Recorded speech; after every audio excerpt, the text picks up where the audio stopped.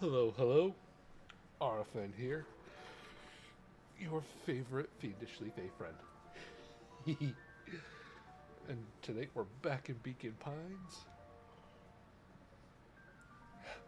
Voice acting our way through this marvelous mystery.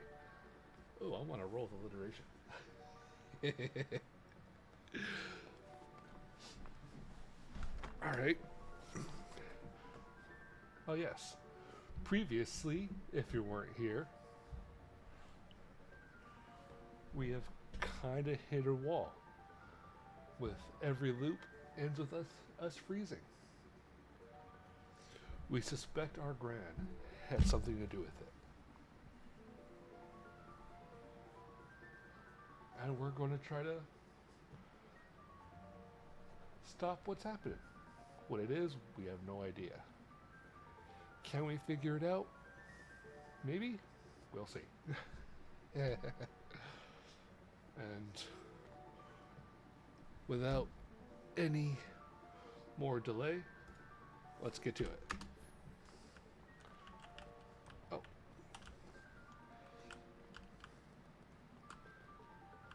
Oh. Let's see. What was her voice? I don't think I gave her one.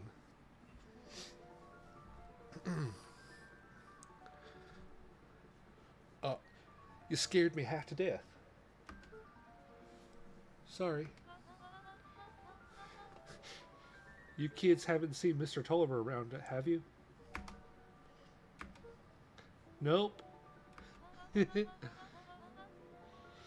He got me waiting around like the last slice of pie. I swear that man would be late to his own funeral.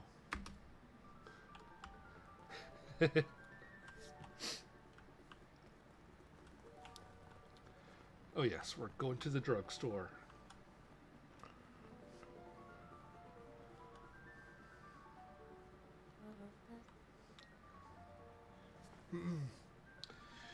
You're late, Augustus. Sorry, sister. Was caught up with work. Work? You? I had a few more details to lock down before the festival. Oh, what do you have to report? What is this insipid festival really about? I think Gus looked around nervously. Mr. Kurd really just wants to do something good for the town. He's actually a pretty nice guy. You should spend some time with him. I didn't pull strings to install you as mayor so you can make friends. Your job is to help me figure out what Kerr and Perennial Harvest's true intentions are in this town. We have a responsibility. This is our father's town. Was. Excuse me? This was our father's town. He's gone, Eris, and he isn't coming back. Father left us with nothing but problems. Mr. Kerr came here and offered us to help. And we accepted that help. We didn't agree to them turning Father's warehouse into a toxic dumping ground. That's just a temporary arrangement. The glow can be seen from our damn backyard. They're dumping their nasty little secrets on us. When all this inevitably goes wrong, who do you think will be blamed? Eris's cry hung in the air. We have a new choice to make now, sister. This town is going to change whether we like it or not. Are we going to choose to be part of that future? Or be forgotten in the past? It's a shame. Father named you Augustus, but you'll always be a Gus. Good night, Aries. I'll see you at breakfast tomorrow.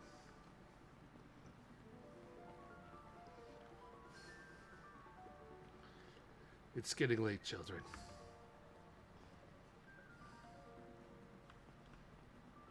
Oh.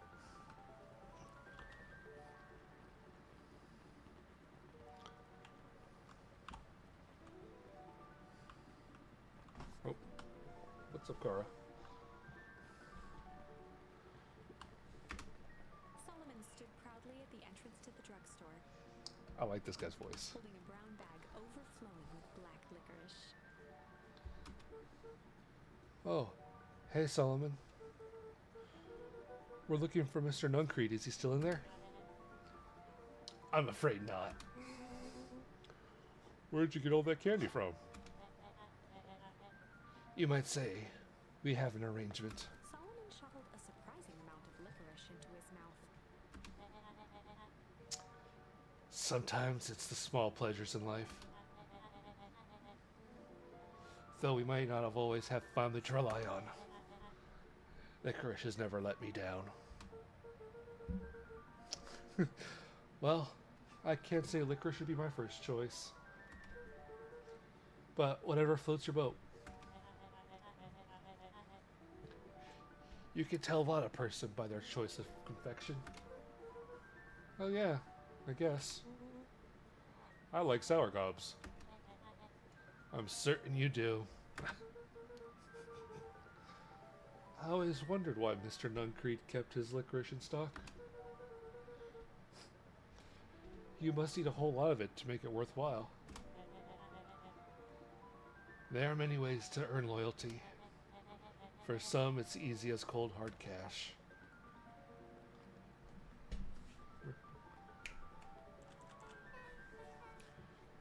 Well, well, he's right. It's locked. There's gotta be more clues. Okay, let's see.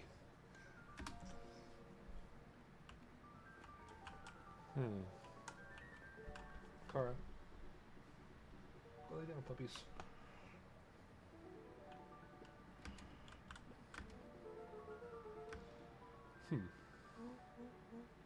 Besides Mr. Nuncreed, no. Beck cupped Kara, her come hands here. on the glass to peek inside. That's not a normal phone booth. It's got a blinky keypad. Why would there be a blinky keypad? Kren's new drugstore. I mean, underground secrets. The password. Flung open the door, and they all squeezed in. Rolo. You mad genius, you. Oh, wait, there we go.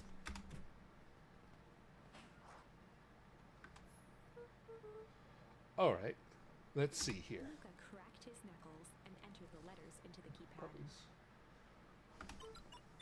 Underground secrets. That sounds like it did something. Great, now what? I guess we... The Oh! inside of the phone booth dropped loose from its shell. Without even the space to panic, they closed their eyes, held their breath, and accepted their fate. Suddenly, the chaotic descent slowed to an effortless landing. It was unclear where they ended up, but at least it was solid ground. The air was stagnant Oh, fuck. and smelled vaguely of chlorine. I knew it.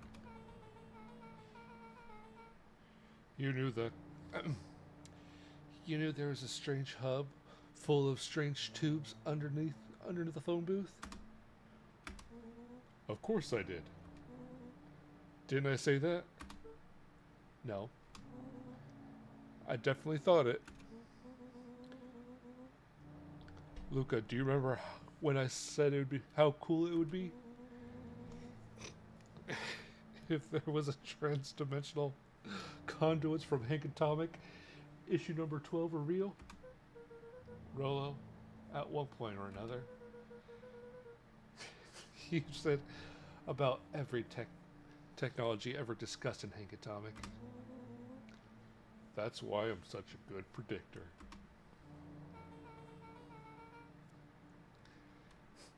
It looks like each of these has something written on them.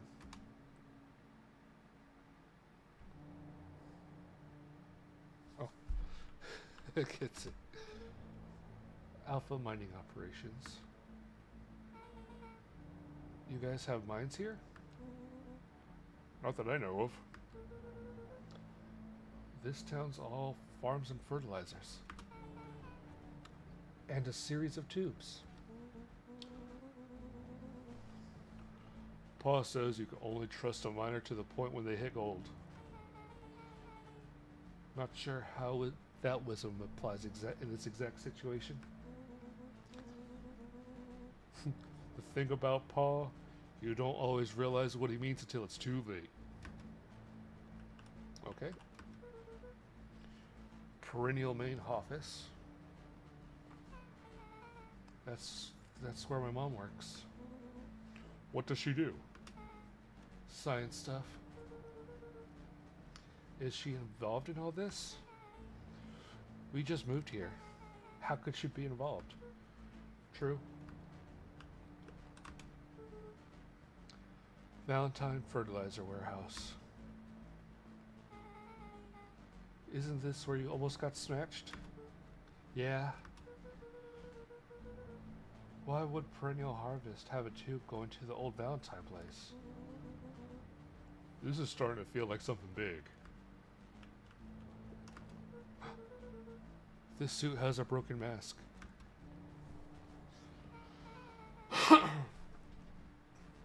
So we found our mystery warehouse creeper? Well, we've at least found our hazmat suit. If it walks like Nuncreed and talks like a Nuncreed. Let's not jump to conclusions. Just saying.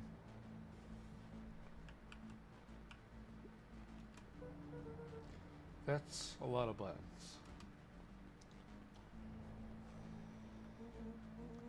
Stand aside, Earthlings. I've read enough Hank Atomic to know my way around science sci-fi tech. Willow's hands hovered over the field of clicking buttons. Eeny, beeny, miny.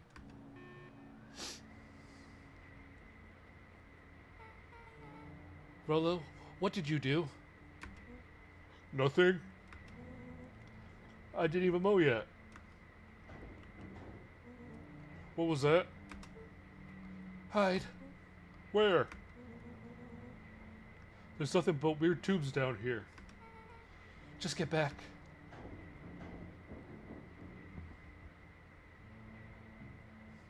Shit. Shit. Shit. Shit. Awesome!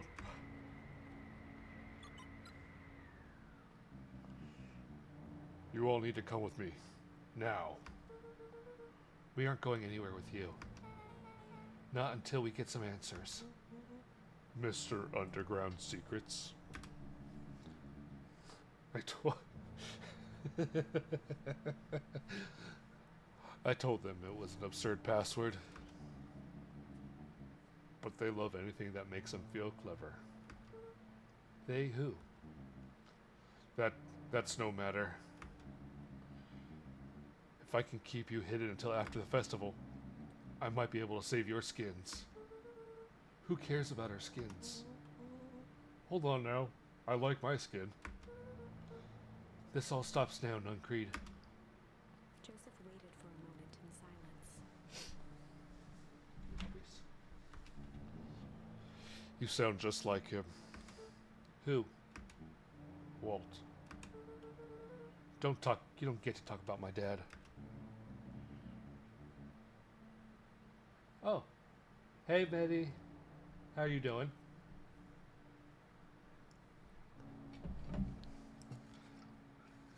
I'll give you a quick recap. We investigated his store, and we found a room full of tubes. And then Mr. Nuncreed popped out. And now you got here right before the big lord, the big lord dump.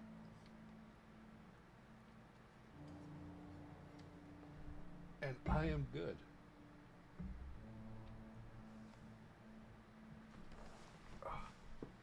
And Kara as being needy.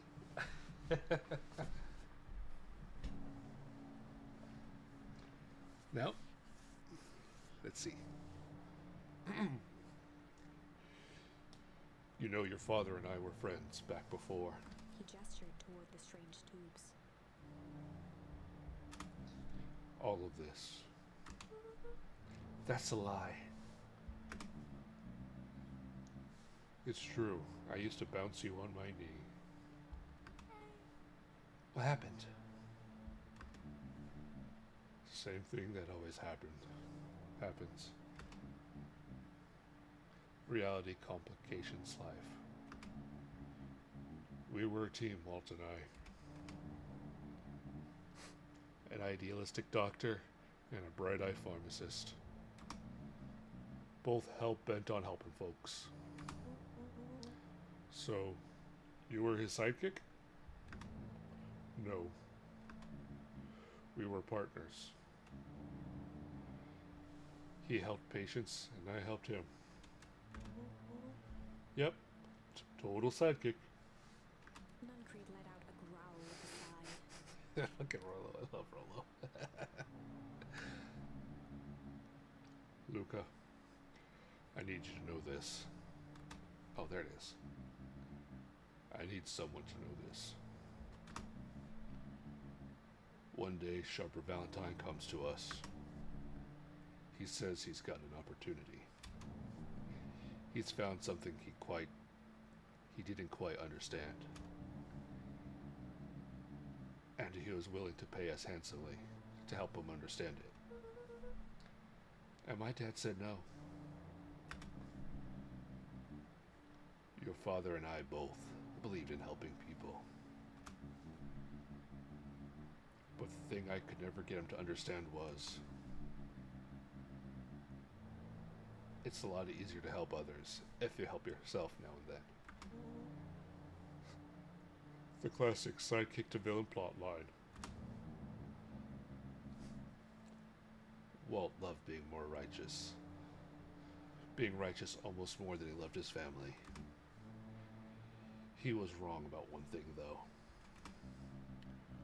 When he begged me not to take Mr. Valentine's offer, he said, Joseph, if a person says, well, yes one time to Sharper Valentine,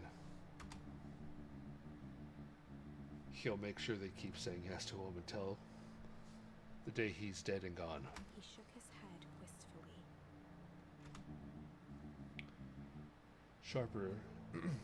Sharper is long gone, but he still's got me saying yes.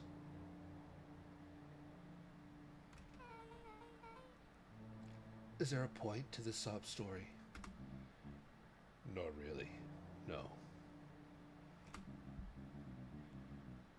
Just an old man trying to delay what he's doing.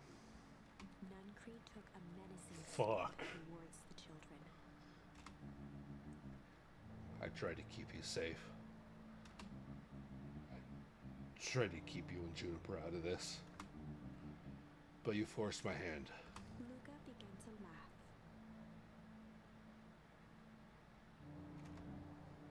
What? You really don't know? My Gran isn't out of this. She's been scheming right under your nose. Juniper? Seems like she's planning on crashing the town's party. She's going to disrupt the festival. Why would she? The color drained from Nuncreed's face. How does she know? Apparently, she knows a lot of things. What? Let's just say this isn't the only underground layer we've busted into today. And honestly, hers was way cooler. She's got maps, explosions, and bad intentions. big, man. Nuncreed grabbed Luca by the shoulders. His eyes were frantic. You need to tell me what she's going to do right now. She doesn't understand what she's messing with. Tell me now she's in danger, boy. I don't know. She had a map with a mark on the fountain in town square. The fountain. But why would she? A jolt of realization struck Mr. Nuncreed. She knows about the source. What the heck is the source? If she tries to destroy the source, it could be a catalyst for... Dear God, she's going to freeze us all.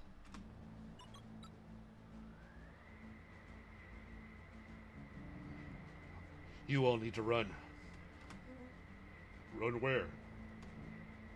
Away. Far away from this town as you can get. Head west and don't look back.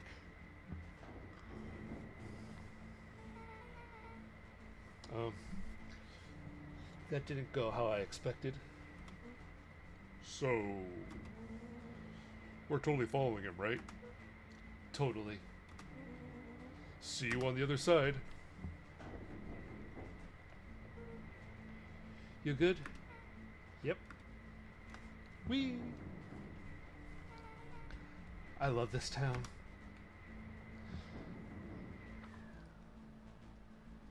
Chapter 8. Let's go. The cold, hard truth. Beck leapt up, allowing the suction to yank her into the dark. Dimness eclipsed around her like the shutter of a camera, as she seemed to cover great distance in mere moments. Her only points of reference were glints of upcoming turns, which approached with frightening speed, only to carry her gracefully along. She heard the tinny, distant echoes of Rollo's glee. Once she stopped fighting against it, the ride was impossibly smooth. Then, all of a sudden, as if minutes had passed in an instant, light blazed into view. A burst of wintry air snapped across her face, and she was flung out into the cold.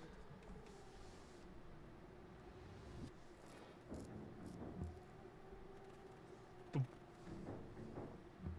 Boom. Boom. That was... intense? Yeah. I think I may have parted with some fluids in there. Any idea where we are? Somewhere cold. It doesn't look like it got any on of us. It didn't feel like we traveled that far. So where did it all go? This place sucks. Why would anyone want to blow something up here, out here? Only one way to find out, I suppose. We've got to catch up to Nuncreed. I think he went this way.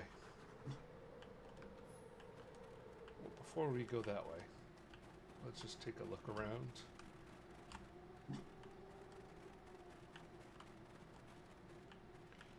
This area looks familiar.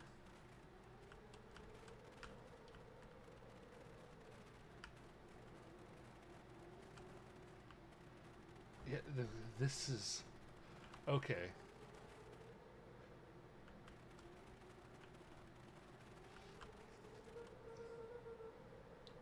Yeah.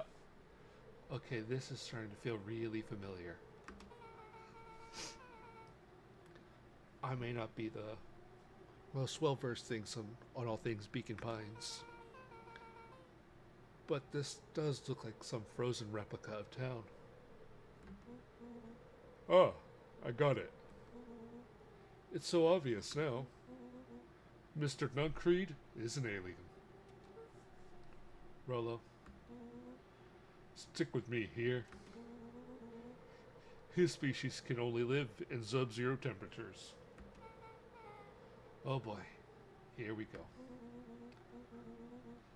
The source is their base camp dimension, so naturally they keep it cold. We found it by traveling through those metallic wormholes back there. The final objective? Kill all of us and shapeshift into Beacon Pine citizens of their choosing. You never really had me. But you very much lost me there. You get used to it. We should keep moving. Poor Rolo. Getting dismissed. As they rounded the corner to the frozen town square, they spotted Mr. Nuncreed inching cautiously toward a pit at its center. Oh. He held his arms out gingerly, as if approaching a beast in the wild. Upon closing the distance, Luca recognized what Nuncreed was after. Gran stood confidently at the edge, one arm outstretched over the abyss. Nearby, a wheelbarrow had been emptied out. She held a lit torch, which flickered in the bitter wind.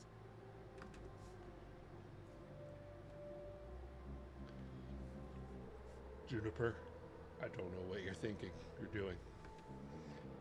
But I assure you, this is not going to solve anything. If you drop that, you've doomed this whole town. Oh, it wasn't me who doomed this town. I've been watching you, Joseph. I know what you've done. You and your co-conspirators. Gran, what's happening? Luca, you and your friends need to leave right this moment. Mr. Nuncreed turned back toward the kids, desperation in his eyes. Listen to your grandma, Luca. This is between me and Juniper. Rolo and Beck held steadfast in awe. Luca approached closer. Mr. Nuncreed spun back toward Gran, his voice growing louder. You've got this all wrong, Juniper. Just hand over that torch. You don't understand what you're doing. How could I possibly trust you to do the right thing? Walt told me everything. He trusted you, and you betrayed that trust. Luca, do you know that this man's entire life is a lie? If it weren't for him, your father might still be alive. Mr. Nuncreed winced with anguish. His voice hardened. That's not true. They both now yelled, not to each other, but at fate itself, making their peace with long-held burdens. The wind howled with encouragement. Walt was like a brother to me. We just had different ideas about how to affect change. How convenient that your way happened to line your pockets. No, that's not fair. They menaced at each other, both catching their breath. Balanced on a knife's edge. Amid a blur of emotions and memories, Luca's mind flooded with questions. The wind calmed, as if to give him the stage. Uh-oh. In the stillness, he began to weep. And in the stillness, he began to weep. It was all just too much. Oh. Falling to his knees, Luca whimpered softly. The tears crystallized as they hit the snow. Gran stared at Luca for a moment with warm sympathy, remembering why this was all necessary.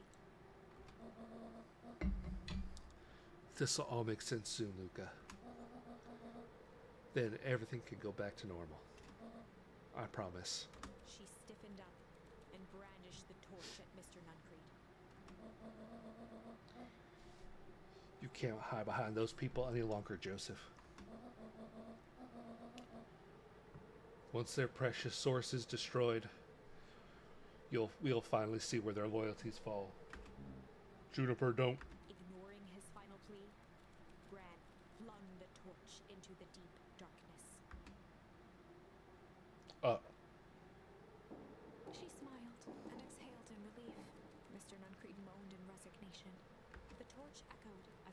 shaved down the hole, punctuated with a thunderous thud.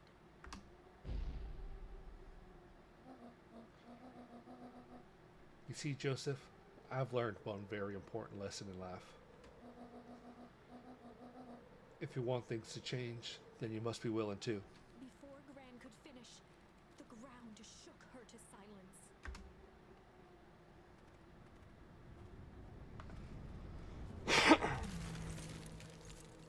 God damn it. Gran only had time to spin around and run to Luca. Her attempt to shield him, an honorable but trifling act. Unflinching love, pitted against an unthinking horror. There was no contest. Her warm embrace froze in an instant. That is where they remain, fixed in place, forever. And so, our story ends on this melancholy scene. In a town brought low by its secrets, sits the frozen statues of a misguided band of meddlers. Ah, thank you. The end. Well, that was dire. On the bright side, we finally figured out where all the ice is coming from. Now, we just need to find a way to deal with a mystic, unfathomable force of nature.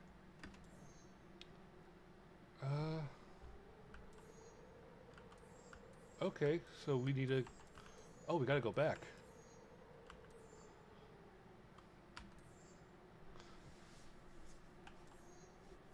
Okay. Let's see.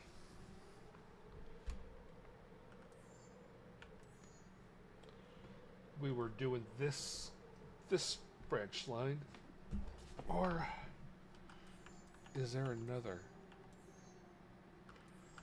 Okay, it probably has to be.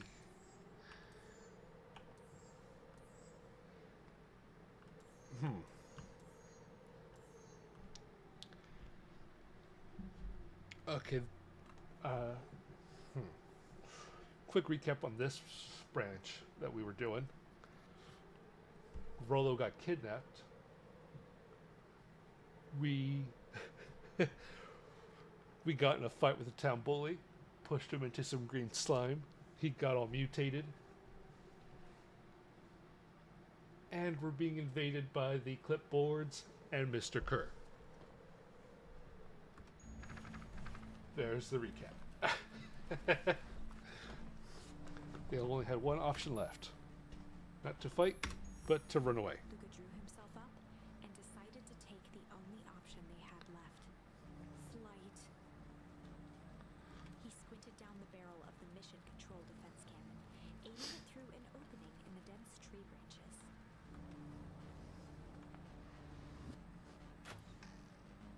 He looked up with surprise as it struck true and taut. I had to remember. Wow, I can't believe that worked. Hey, Mr. Kerr. We'd love to hear your thoughts, but I'm afraid we have places to be. Come on, Iggy. See ya, jerks.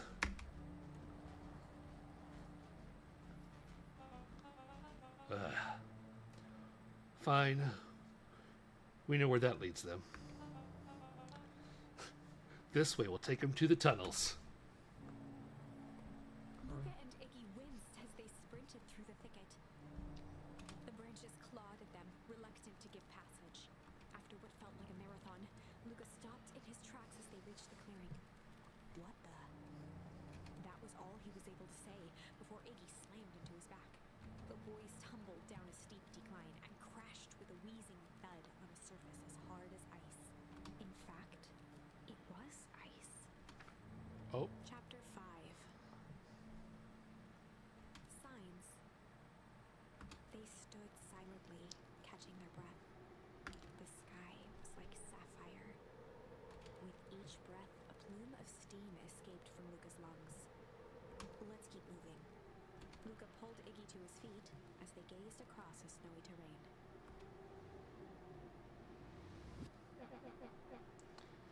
That was actually pretty badass. I think we lost him. Are are we up in the mountains? I don't think so. If anything, we went downhill.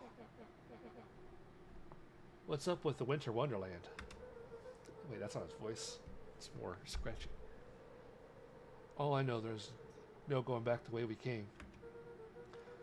Let's see if we can get our bearings. Follow me.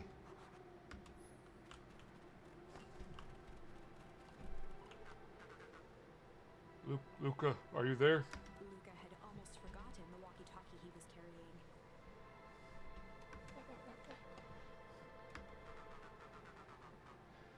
Oh, wrong voice. I hope nothing bad has happened to you out in those woods. Luca looked at Iggy with hesitation. No need to be rude. With a resigned sigh, Luca responded. It seems like the only dangerous thing in this woods is you. He speaks, the young man of the hour. Now, how in tarnation did you end up with one of our radios?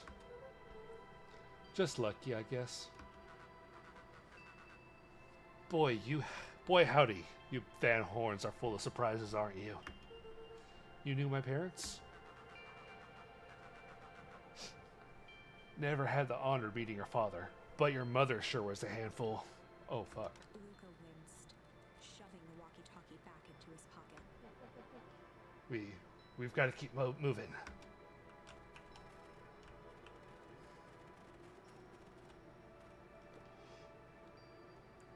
What's the readout? Sitting just above 258 Kelvin. That's a bit down from last time. We should report this to Mr. Kerr.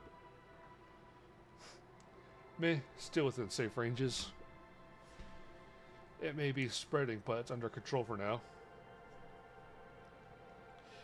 Even a small nudge in the equilibrium can cause a cascade. Dude, relax. Just a few more sites to hit before we can punch out. Let's get this over with.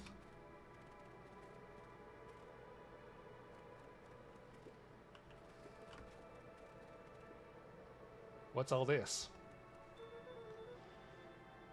It's hard to say with all this snow. I think it's a town sign. I can almost make out letters under there. What town could this even be? There could be another town this deep into Weepwood. I'm looking at evidence to the contrary. Let's figure out what we're dealing with here. Step 1, snow's gotta go. I'll see what I can do. Oh.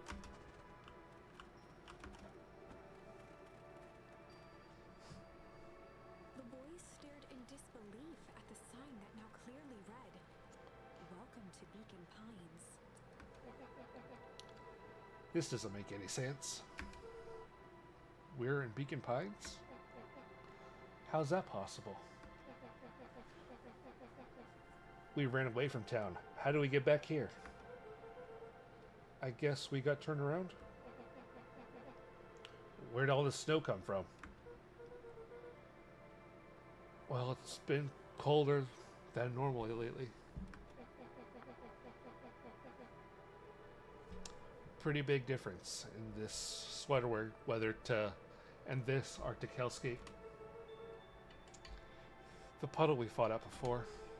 It was cold too. Maybe it all leads to the source. You think it's related? What the hell is going on? We're going to get you some answers. Let's keep moving.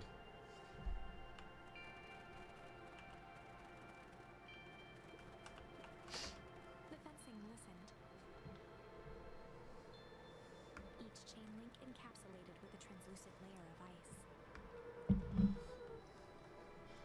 Looks like the stuff they put around the Weeping Wood. The stuff who put up? I don't know. It's all frozen. Looking down at the frozen stream, Luca could faintly see a school of minnows encased in the ice. Whatever happened here happened real fast.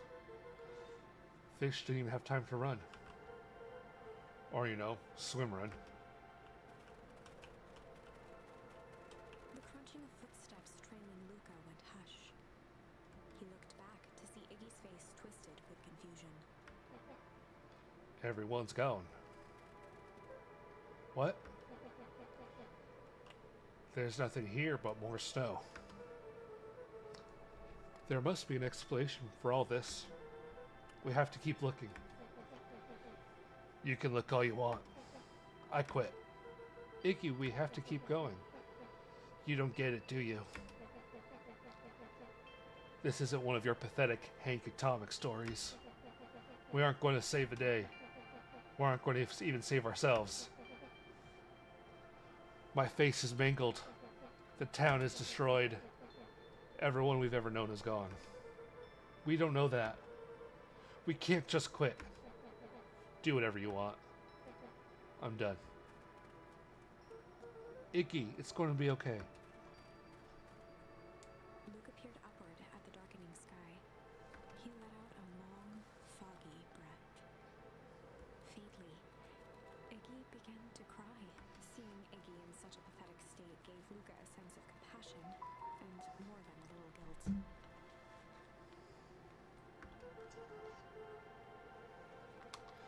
It's getting pretty late, I think. Probably not a great idea to stumble around the dark anyway. Luca allowed himself to collapse next to Iggy. Let's just rest for a bit. The boys huddled together for warmth and comfort. If not for exhaustion, their minds would be racing, trying to make sense of the events of the day. As it was, all they had energy for was to sit in silence, numb.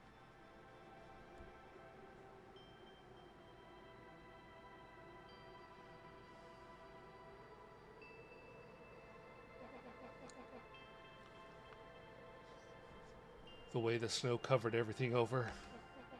It's kind of calming. Yeah. Oh. I haven't had time to say it, but thanks. Huh? For getting us away from those creeps. I sort of froze up back there. Iggy, I should be the one apologizing. This all happened because I lost my temper. Nah, that's bull hockey. First of all, you didn't know what that gunk would do. You didn't, right? Of course not. And second, stop with this baloney about losing your temper. But I did lose my temper. Iggy motioned sarcastically to his half-deformed face. Obviously. But that's exactly what you should have done. Huh? I was a horse's ass. You're supposed to be a horse's ass in response. That's how it works. Iggy, I'm having a hard time following. You wanted me to fight you? Of course. Geez, you goody-goody types take forever to understand this very basic point. Why would you go around saying cruel things trying to get into fights? Iggy shrugged. It's something to do. You're an asshole because you're bored? Sometimes I just feel empty. You wouldn't understand. You and Rolo are always having a blast together. Laughing and calling that dinky little treehouse mission control. Iggy now wept openly. Aw. Perfect little Luca Van Horn. With his perfect little laugh. My life is not perfect. Everybody in town lacks you. Not everybody. Hell, that new girl hasn't even unpacked yet, and she already likes you. You have Tish. He wiped his nose with a sleeve. I love Tish. Tish is great. But she ain't the world's greatest conversationalist, you know. Luca gave a warm chuckle. I get that impression. Iggy cleared his throat as he wiped his eyes. Huh. It must be raining out here. Definitely. Iggy arched into a We should probably try to get some sleep. Yeah. Let's lay low for now. Tomorrow we'll get to the bottom of this. Eyelids began to slowly drift shut. Luca? Yeah? I always did want to see inside your dinky little tree house. What'd you think? Not bad. I'll give you the full tour when we get back. You know what? That's all Luca could whisper before succumbing to sleep. Iggy snuggled in some more. Oh no. When it comes to the worst days of my entire life, this wasn't half bad. The house smelled of warm bread. Luca was playing with toy blocks on the living room rug. He looked up to see his parents on the couch. Oh, yep. His mother held his father's head in her lap. They froze to death. She idly stroked his hair while humming a song. A voice behind Luca spoke. This is how you remember them, huh? Luca turned to see his own face. The doppelganger from his dreams, still clad in a yellow hazmat suit, still carrying a look of disdain behind empty eyes. Aww, look at this perfectly cozy scene. You know it wasn't really like this. The figure picked up a toy block and inspected it. It's amazing the facades that one can build given the right materials. Not that I blame us. These are a child's memories, all warm and fuzzy. You don't remember, do you? Luca snatched the block from the figure's yellow-gloved hand. Remember what? The doppelganger pointed to the couch. The last day we saw him alive. The day he chose to abandon us. Luca turned to look at his father, still lounging on the couch. That's not true. He didn't abandon us. The doppelganger waved his hand dismissively. Everything is true here. It's just a matter of what we choose to see. Well, let me show you. The world flickered and pulsed. Luca was sitting next to his bed, listening to his heartbeat with one of his dad's stethoscopes. The doppelganger limped into the room. Now, we both know that's not how this went. He grabbed Luca's hand and guided the stethoscope to the floor. Luca heard muffled shouting, brought close by the stethoscope. It was his parents, fighting. Do you remember what we did next? Luca gave a slow nod and crept down the hall to peek through the banister. He could see the outline of his mother at the bottom of the stairs. Damn it, Walt. We can't afford to get involved in this. She was scared. His father stepped forward. What am I supposed to do? Just watch? There's a sickness in this town, and we both know who's behind it. I swore an oath to help people. I won't turn my back on them. Luca's mother grabbed Walt. She was crying, pleading. I can't lose you. Walt calmly removed Eleanor's hand from his shoulder. What's right is right, and what's wrong is wrong. I could never live with myself if I let Sharper get away with this. Eleanor raised her voice. Spare me your bullshit platitudes. What about our son? Luca flinched, dropping the stethoscope down the stairs. Walt turned with a panicked smile. Luca, is that you, buddy? With tears in his eyes, Luca descended the stairs. Mom? Dad? What's going on? Walt dropped to a knee to meet Luca eye to eye. Nothing, buckaroo. Your mom and I just got a little overexcited is all. Luca placed his stethoscope against his father's chest. His heart was racing. It sounded like you were going somewhere. Walt gently removed the device from Luca's ears. Listen to me, Luca. I have some business to take care of. I'll be back in time to tuck you in. Luca hugged his father tightly. Promise? Walt stood up and walked to the door. He glanced over his shoulder. I promise. With a wink and a grin, he put on his hat and strode out into the evening sun.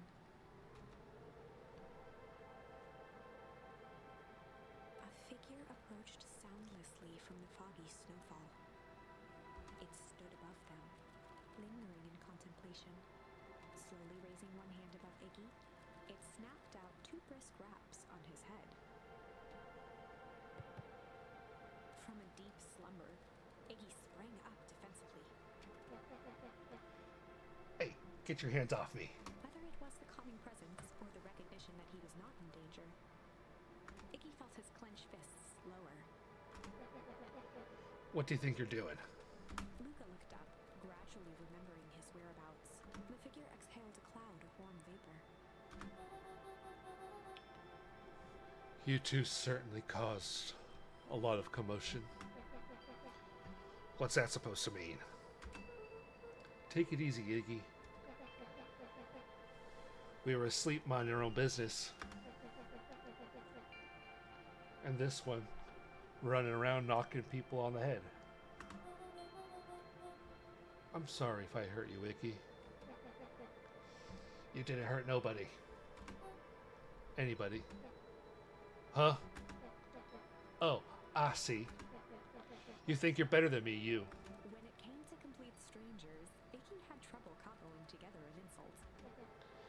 Big-headed, scarfy-necked, furball.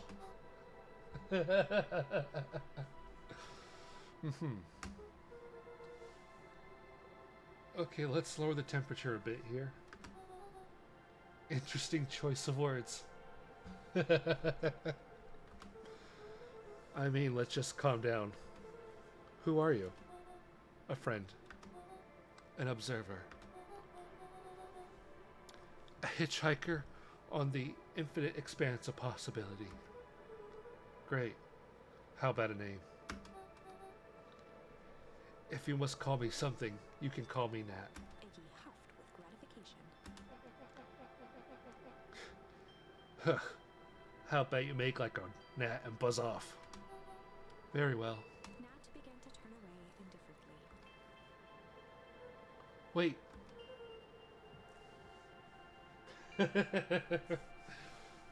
Do you live here? You might say that. So where are we? You might also say that. Look, pal, we just want to find a safe way out of here. You're going to help us or not? Before knowing how to leave, one must know where they are. All right, that does it. Luca, I don't know about you, but I'm getting out of here one way or another.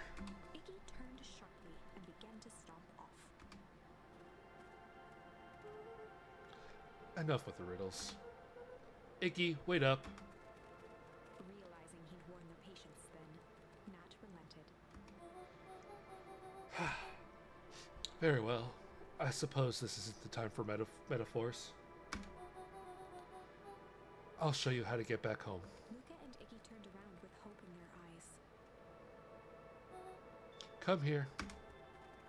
Nat took a deep breath in. Close your eyes. Nat exhaled slowly, then snapped his fingers. Okay, open them. For a brief moment, Luca and Iggy let themselves believe that some great magic was about to unfold, until they opened their eyes and found themselves in the exact same place, cold and disheartened. This is your home. This is Beacon Pines. Look, Nat, we don't know how we got here. Maybe we stumbled through some time travel gate in Weep Wood, or we teleported to some alternate universe. Or this is just some cruel experiment by Kerr and his goons. But this is not our home. You're inching closer to the truth. Alas, reality is much less fantastical. Just give it to us straight. So be it. As I said, this is Beacon Pines. The original, true Beacon Pines. Oh?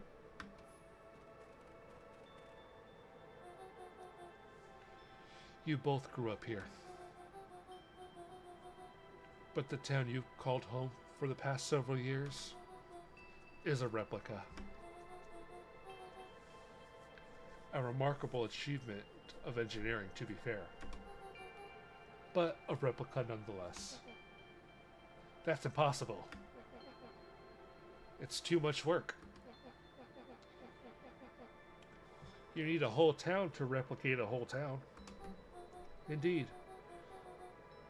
To pull off such a feat would require immense labor power. That which could be moved would be moved. That could not would require precise duplicate. We would have noticed. Someone would have noticed. You would think so, unless the auditing was impeccable. Mind-numbing attention to detail. As for the innumerable trivialities which complete this tapestry,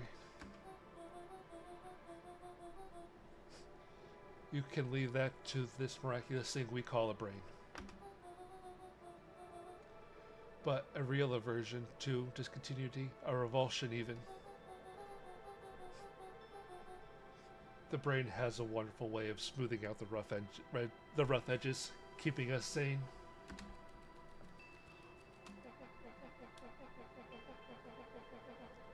So you're saying someone made an entire new town, moved us all and no one noticed?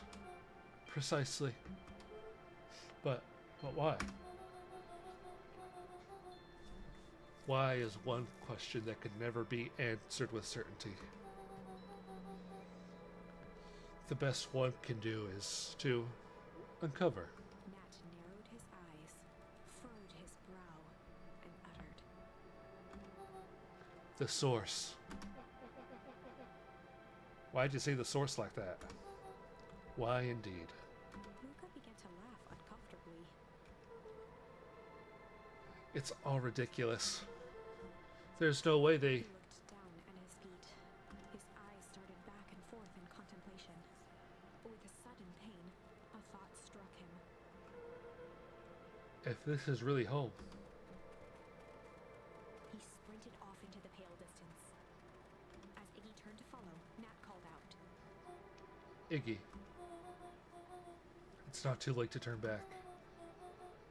Simply head west through the Weepwood.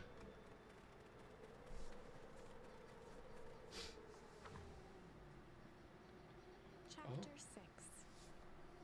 More mysteries. The Source.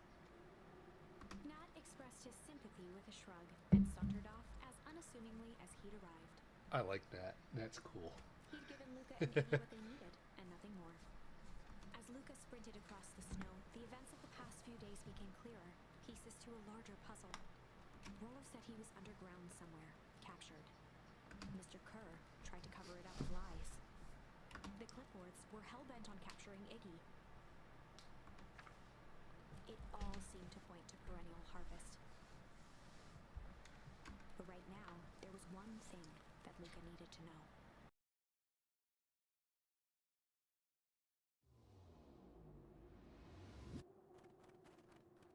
Luca stopped dead in his tracks. The tree was gone, uprooted and moved, leaving a raw gash in the earth.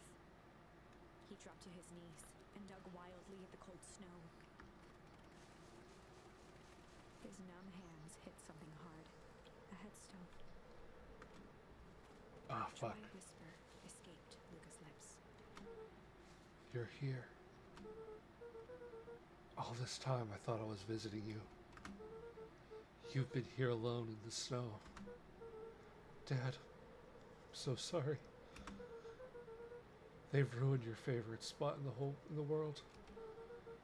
Our favorite spot in the world. Dad, what do I do?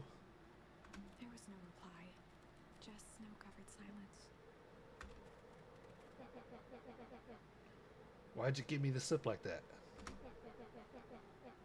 What if I couldn't find you, you jerk? Iggy finally noticed the tears welling in Luca's eyes and the snow-covered grave. Oh. Iggy, They stole his tree, Iggy. Yikes. Suddenly, they heard the crunch of approaching footsteps in the snow.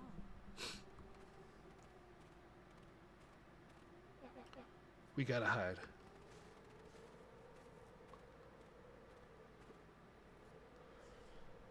$259K. Fall off distance still good. Dude, you hear me? I said 259. Sorry. Do you ever think about what we did here? We saved a whole town of people. Doesn't feel like it sometimes. What about everything we left behind? That's a grave of someone with a family. The people who love them will never know the truth. The truth is overrated. He bent down to scoop up a snowball and lobbed it playfully. Hey. Don't be such a downer, dude. We took this job to change the world. Yeah? Come on. It's almost lunchtime. Weirdo.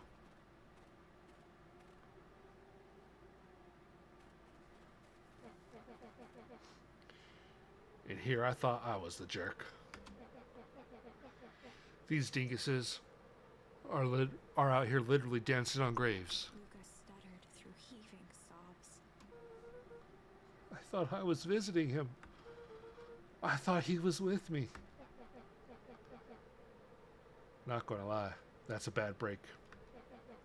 Here's some advice. A solid smack on the back of his head. Hey. Who's any of this helping? What?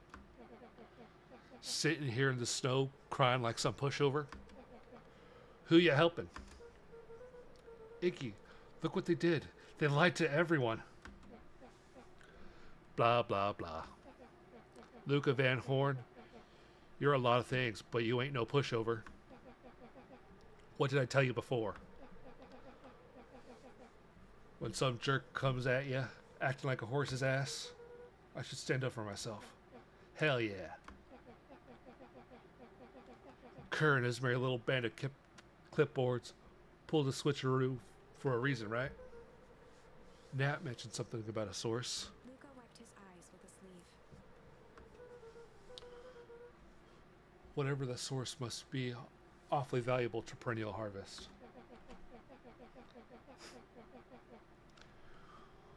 Sure would be shame if something unfortunate were to happen to their precious source, wouldn't it? What do you have in mind? If it's small enough to steal, we snatch it. If it's too big to snatch, we smash it. What if it's too big to smash? He flashed a mischievous smile and cracked his knuckles. I'm always up for a challenge. I'm gonna make this right, Dad. I promise. Let's do this.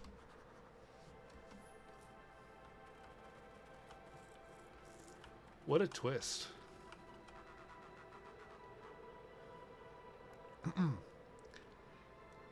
It can get awful cold out in those woods, Luca. Probably best you two stay put and conserve your energy. Help is on the way. Where's Rolo? Where's my mom? Did you kill her? Oh, heavens no. Do I seem like a killer to you? Iggy and Luca shared a skeptical look. Well, do I? Aw, shucks. Now that hurts my feelings. Screw that guy.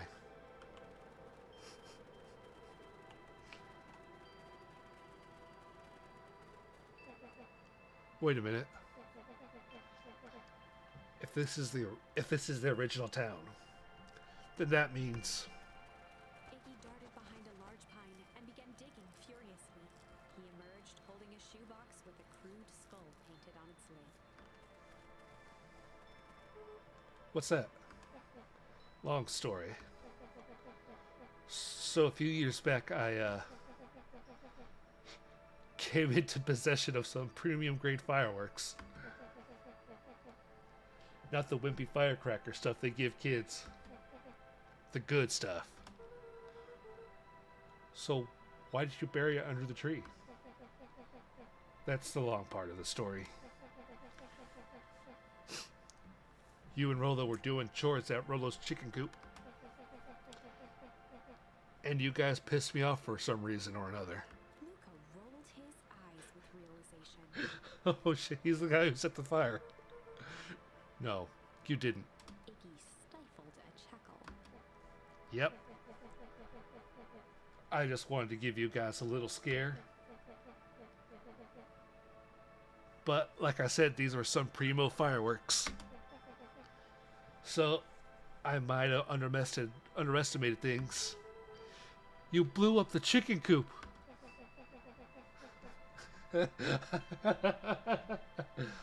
I prefer to think of it as incendiary redecoration. Sorry, but you should have seen the look on your faces. Rolo got grounded for months. Which is why I needed to stash the evidence and lay low. So I buried him under that tree. But when I came looked back for them later, they were gone. I figured that some grown-ups tossed them and found him and tossed him. Iggy triumphantly raised the shoebox. Turns out it wasn't the fireworks that got moved. It was us. Unbelievable.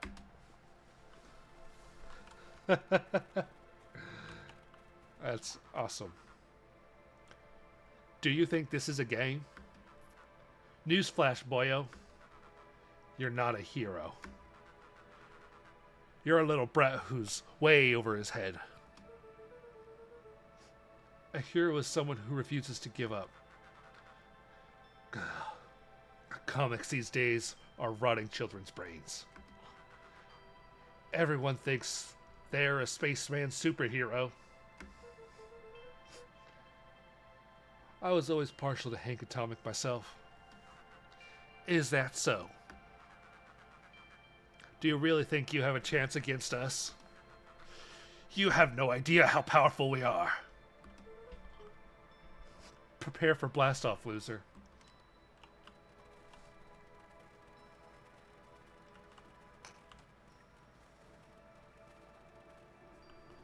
Oh, here's the source. Luca and Iggy inched up to the edge of the hole with bewilderment in their eyes. Arctic air breathed out of the cavern in heaving gusts. Echo! Whoa. I can see why they wanted to move us out of town now. But why would they dig a giant hole? I think this is it. Wait, this is the source? It's a dang hole. How do we smash a hole?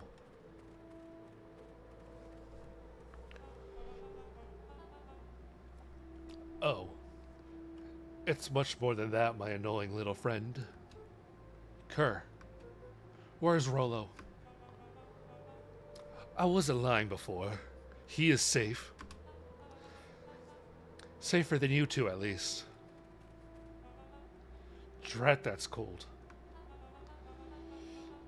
You just had to drag me all the way here, didn't you?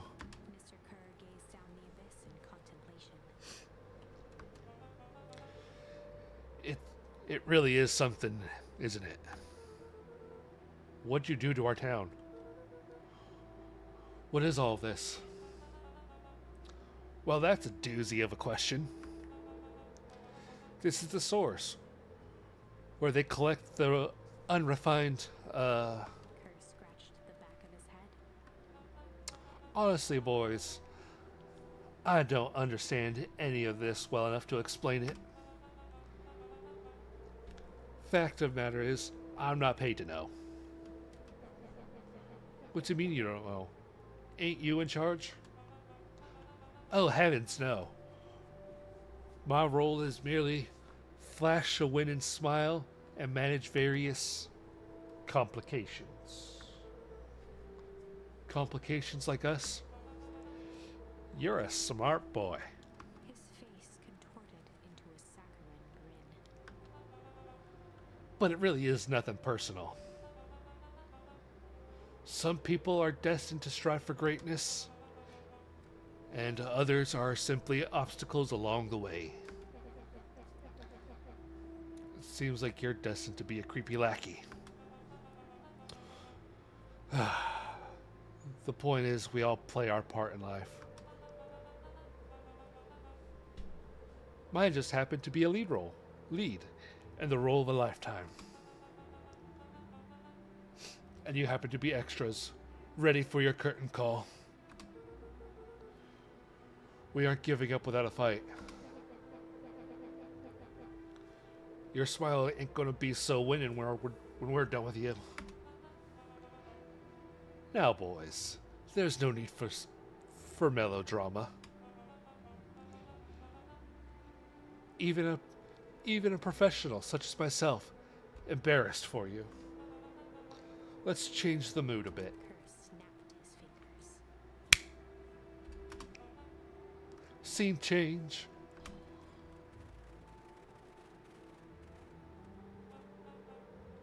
Ah, there.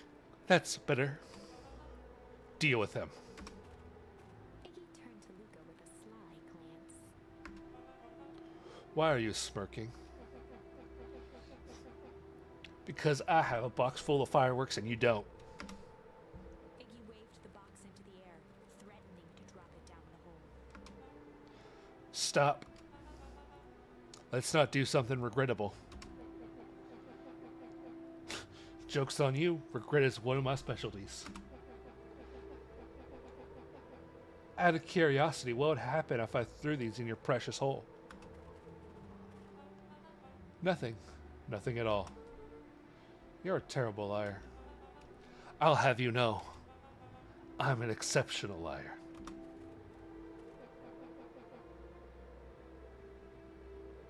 But, that's far enough. Iggy plucked a single bottle rocket from the box and held it up with reverence.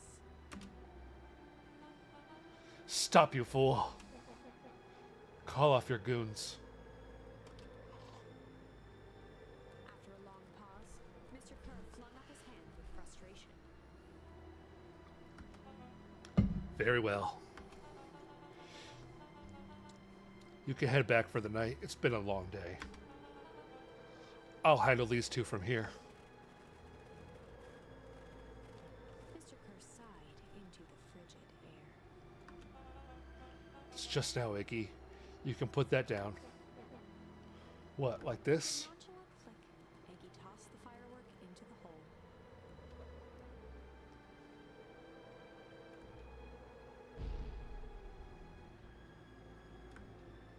Oh.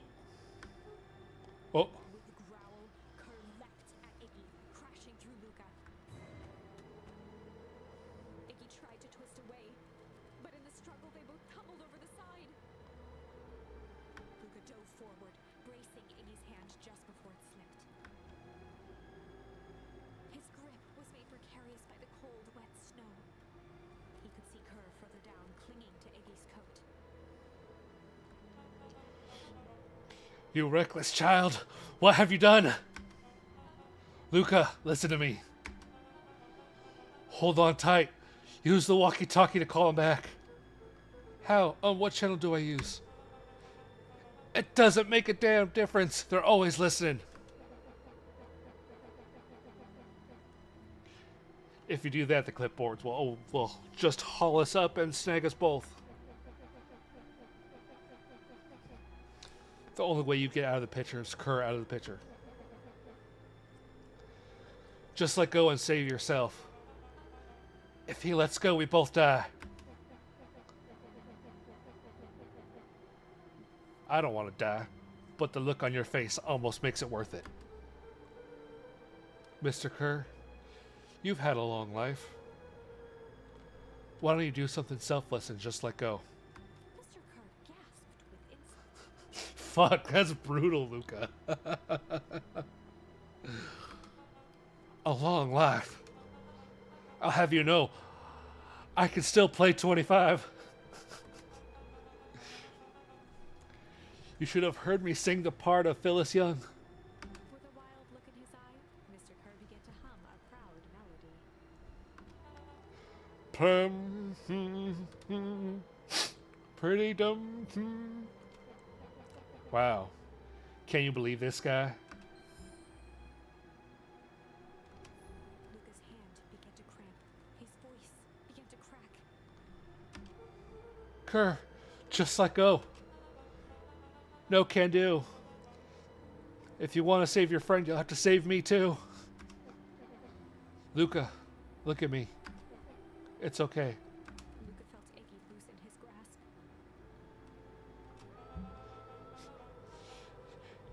You ain't going to kill your friend like that, are you? Every muscle in Luca's body burned.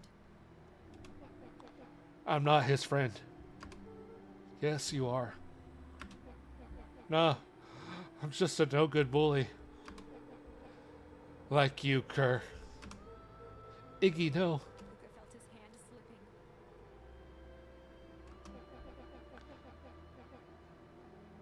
And I told you what you need to do with bullies. I can't. It's your only way out of this mess. 2 birds with 1 stone. Makes sense for us to fall together. Wackadoos travel in packs. A calm settled over Iggy's face. Fuck. Luca, let me do this. Iggy's voice was colder than the bitter air billowing from the chasm. Let me do the right thing for once.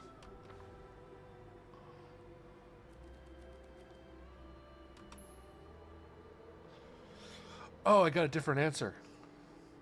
Oh, shit. We're gonna refuse.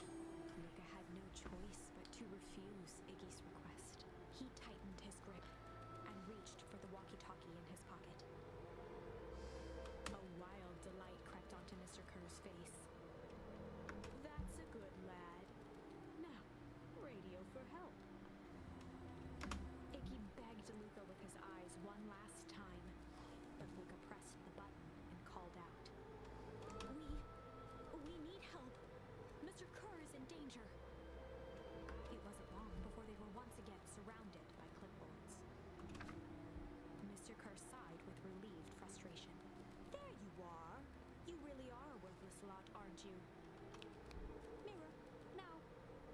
A clipboard dutifully produced an ornate ivory hand mirror, and Mr. Kerr began preening his tousled hair. Ah, that's better. Mr. Van Horn, I applaud your sharp thinking under duress. I'll put in a good word for you with the founder. Take them away. Wait, what? A swarm of hands overpowered Luca. The last thing he saw before a cloth bag was pulled over his head was the defeated look on Iggy's face. The end. I think this was one of those times where doing the right thing was the wrong thing. Ah, damn it. We have to do the... Ah, fuck.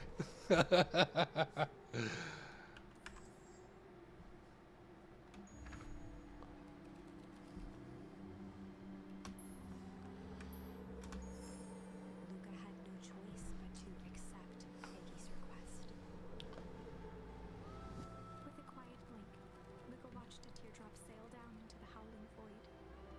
As his fingers slowly gave up, he met eyes with Iggy. Good.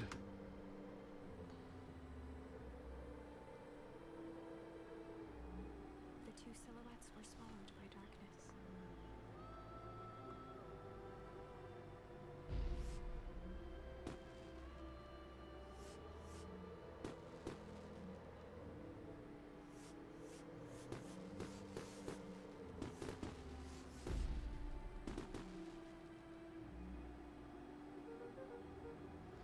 Hell of a goodbye, Iggy.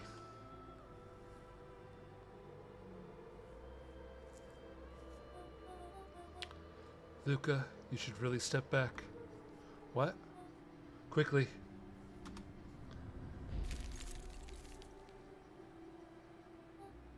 Curious. Ah, but of course.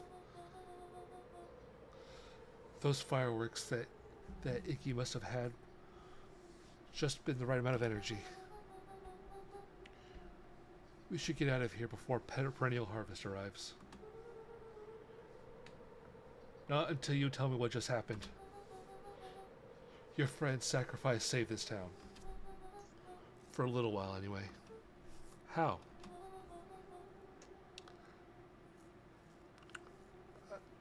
Tempest liquimine is a peculiar substance. It can change the relationship between matter and time itself. But doing so requires unfathomable energy. In a closed system, that energy can only come from its surroundings. A useful side product of this property being, by adding precisely the correct amount of energy to one can create a cryogenic cascade. So the gunk making things cold and the firework made the whole freeze over? That's one way of putting it, yes.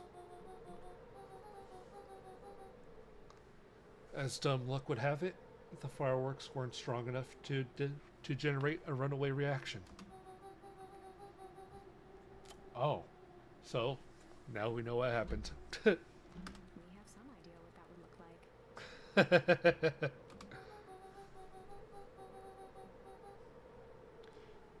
It will take them a good while to safely break through and access the source again.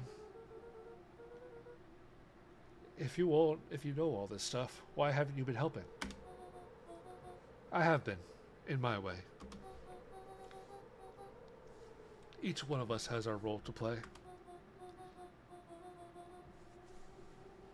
Icky's role, turns out, was to buy precious time. Mine has been to observe and wait. Wait for what? You. What, me? Why? What's my role? A fierce twinkle flashed in Nat's eyes. Luca Van Horn,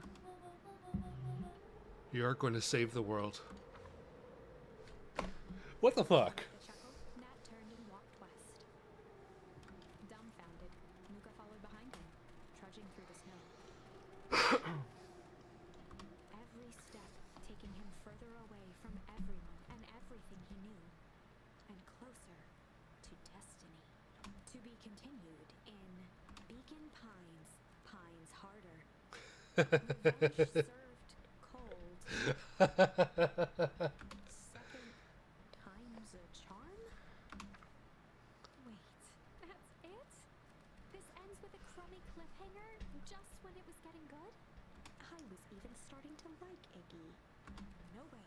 I refuse to be associated with some never-ending parade of sequels. Let's go back and find That was great.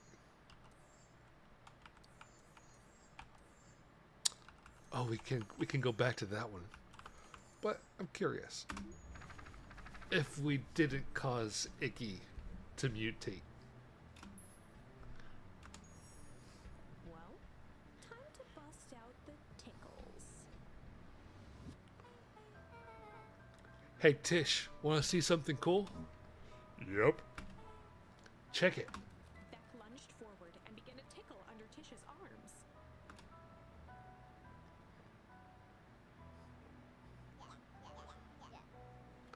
What the heck? Tish, is she tickling you? Yep. Yep. Yep. Tears began to form in Tish's eyes as she gasped for breath between gales of laughter. Beck redoubled her efforts until Tish finally had enough. What just happened? She seems nice.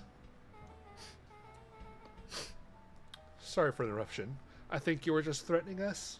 Iggy's eyes darted around, a realization dawning on his face that he was now outnumbered. I just remembered. I have somewhere to be. See you around, new kid. He kicked at the puddle before making his escape. Oh no! What a little creep. Beck, I think you got some ooze in your hair. Beck shook the ooze out of her hair as best as she could. Is it bad? Depends on what your feelings. Oh shit! About having a more mature, refined look. Oh god. Chapter 4. The Best Policy. Luca paused for a moment, catching his breath. Oh shit! I just realized something. He just met Beck, and somehow he already managed to drag her into this mess. I don't want to spoil it. Hopefully he could make it up to her. But finding Rolo was his primary concern.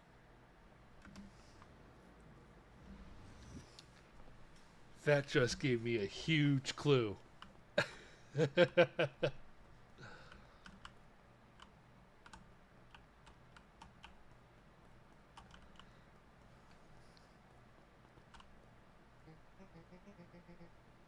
Luca, what the hell are you doing out here? Why did a kid with gray hair just run past us in a panic? Roxy and Fitz looked drained. It was clear they'd spent all day searching. That's Beck. I don't care who she is. What happened? We were just help looking for Rolo.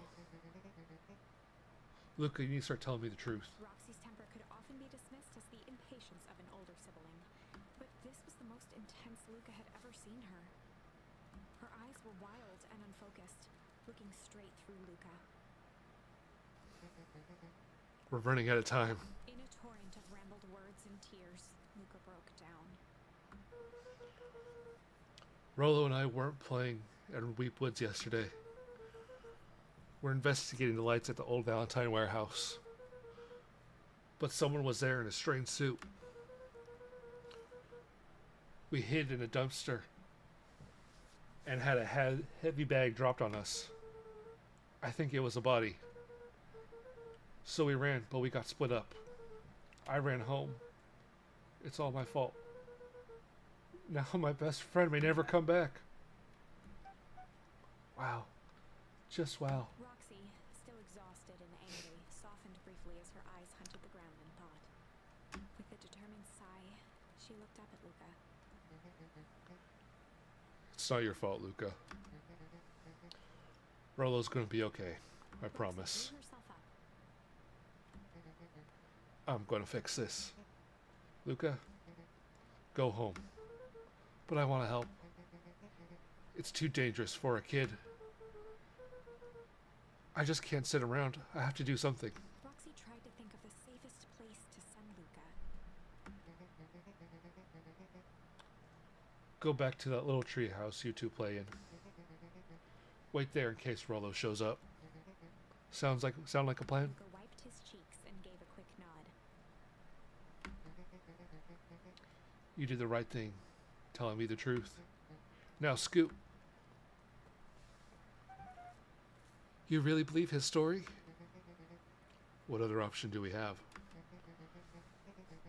Things have been strange around here leading up to the festival. My dad has been acting weird of late.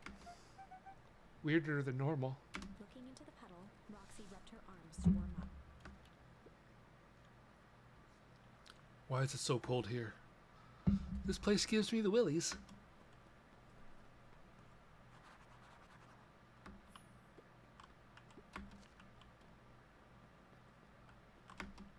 Oh.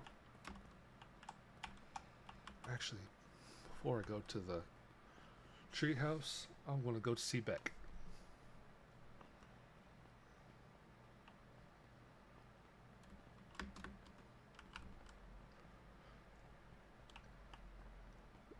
After the foul harvest destroyed their wealth and reputation, the Valentines shuttered off their estate from the rest of town.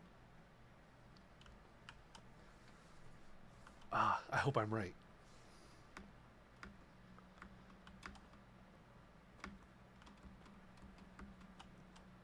Nuncreed jumped with a start. Whoa, don't sneak up on an old fellow like that. There it is. Sorry. Who were you talking to? What? Luca motioned to the phone booth. Oh, no. I was just checking because I thought I heard it ring. The dang thing never does, of course. Yeah, I've never seen anyone really use it. The whole thing's a waste of money if you ask me. Any word from Rolo yet? Not yet. Long time for a boy to lose his way. Rolo knows those woods too well to get lost. I suppose you're right.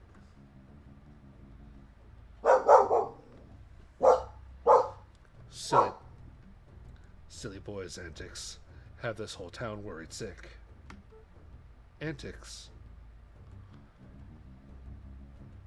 We all know Rolo likes to play his little pranks. You think this is a prank? What other possible explanation could there be? He's not playing a prank and he didn't get lost. Someone took him and I know it. How would you know that? Unless... Luca, is there something else that you know? Mr. Nuncreed gently placed one of his substantial hands on Luca's shoulder. Dang it, boy, if there's something you know. Something that can help your friend, you need to tell folks. Luca peered up at Mr. Nuncreed. Kind eyes warmed a stern face. There was a deeper emotion hiding beneath it all. It was subtle, but Luca could sense something eating away at him.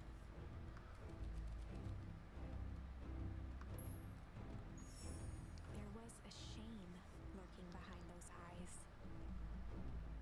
A deep sadness. If Mr. Nuncreed was that worried about Rolo, maybe he could help.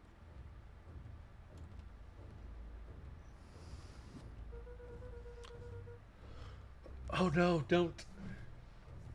Yesterday, Rolo and I were messing around at the old Valentine warehouse. Mr. Nuncreed raised an eyebrow. Both of you? Or, both of you. You were with Rolo when he went missing?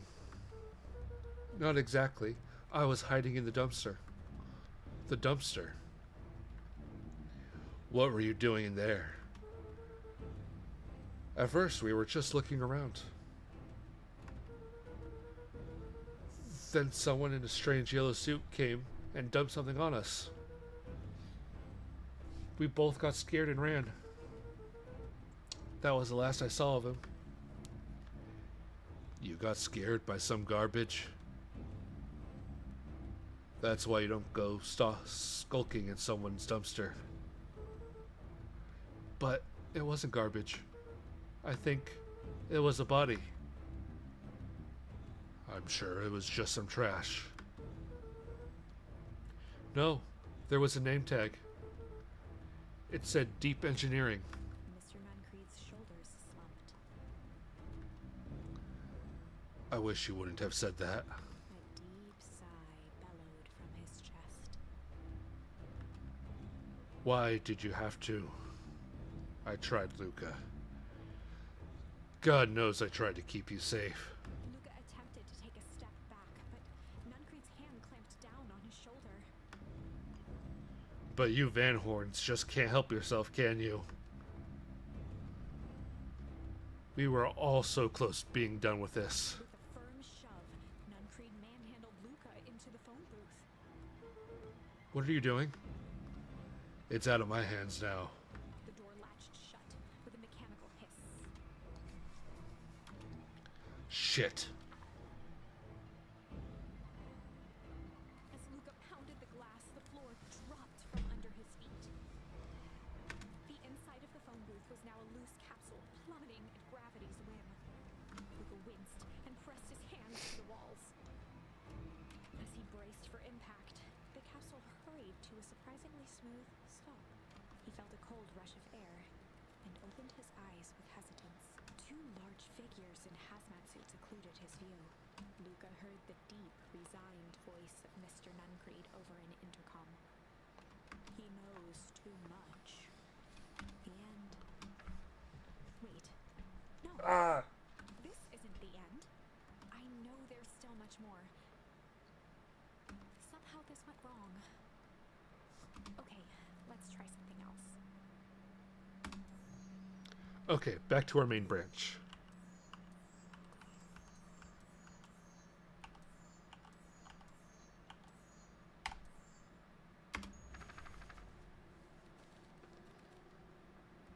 He began to hum. And in the stillness, he began to hum.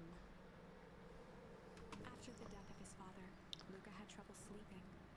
Each night, his mother would sit at the foot of his bed and hum a gentle melody. It was the only thing that could calm his mind. The only thing that, however briefly, could make it all seem okay. That melody pervaded every memory Luca had of his mother. Shivering in the raw snow, he began to hum it out loud.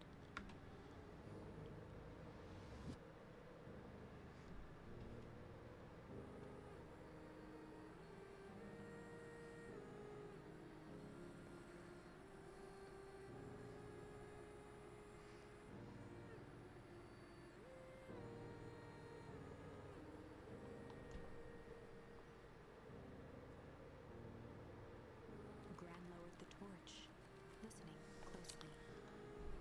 As recognition slowly set in, her heart sank. Those countless nights of consolation, the incomparable loss they shared together. She let the torch fall to the snow and sizzle out. A few steps toward Luca was all she could bear before dropping to the snow herself. Through a flood of tears, she began to hum along, note for note. Yes, I was right. Luca lifted his head in astonishment. The last time he heard that melody was the last night he saw his mother. How do you know? I'm so sorry, my little buckaroo. Buckaroo? The only people that call me that are my dad and your mother. Luca blinked through blurry, watery eyes, trying to see more clearly. He could just make out the impression of a familiar face. He peered across the snowscape at the woman on her knees. Something about her was undeniably his mother. I knew it. Yes, that was what I figured out. Older, changed. Mom? That's right, buckaroo. Mom? Luca sprinted as fast as he could toward his mother. They held each other close, and the cold retreated from their bodies. Eleanor? I thought you were gone. You should know I would never abandon my son. Eleanor looked down at Luca, tightening her embrace in an appeal for forgiveness. How? You're a smart man, Joseph. I thought you would have pieced it together by now. You were exposed. Mom, I don't understand any of this. What happened to you? Where'd you go? Why did you leave me? I never left you, Luke. I was always right here, Luca. Why did you lie to me? It tore me up, Luca, but I did it to keep you safe. I thought getting answers would help us both move on.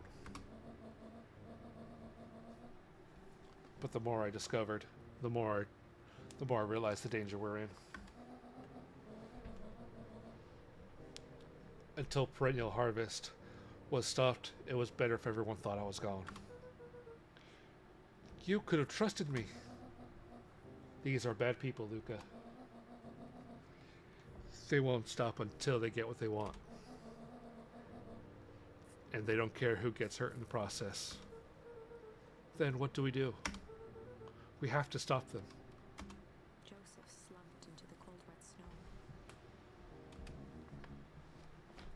They can't be stopped. This is too big.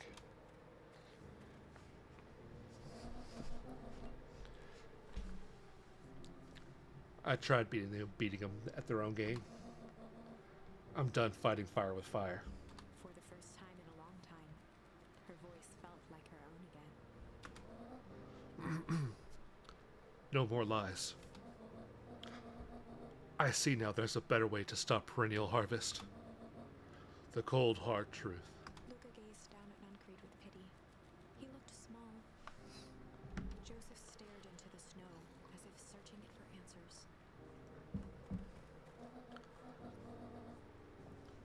Come on, everyone.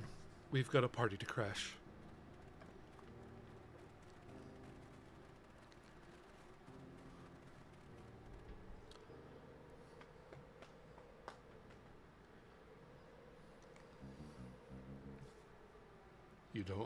You don't understand.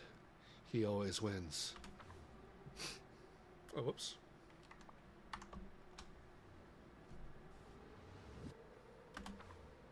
Chapter 9. The Devil You Know.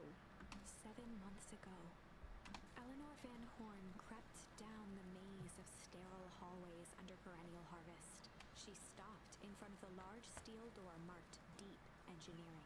No turning back now. She raised a trembling hand. The stolen keycard worked as promised, and the door bust open with mechanical efficiency. She was immediately hit with the smell of disinfectant. It was some sort of laboratory. In one corner was a desk covered in papers. Across the room stood a tall metal pod with hoses protruding from its base. She rushed to the desk and began shifting through the piles of papers. They were experiment reports on something called Tempest Liquamen. There were dozens of them, every one stamped failed. Eleanor heard the sharp echo of footsteps approaching. She was out of time. Her eyes scanned the room, eventually landing on the strange pod. Muttering a curse under her breath, she dashed over and dove inside.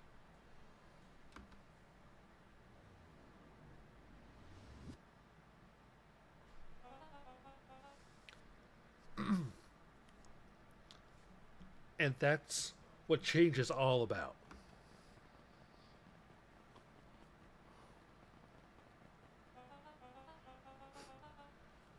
Grabbing the future by the scruff and making things happen. Change is a choice. And I'm tickled pink that we'll be making that choice together. How great is that? This man is a liar. Excuse me. I will not. This town has a dangerous secret, and perennial harvest only exists to keep it hidden. Nonsense. They picked up the whole damn town and moved it right under our nose. You're not making any sense, dear. Mr. Kerr addressed the crowd with a sarcastic tone. Imagine such a thing. It's absurd and just plain impossible.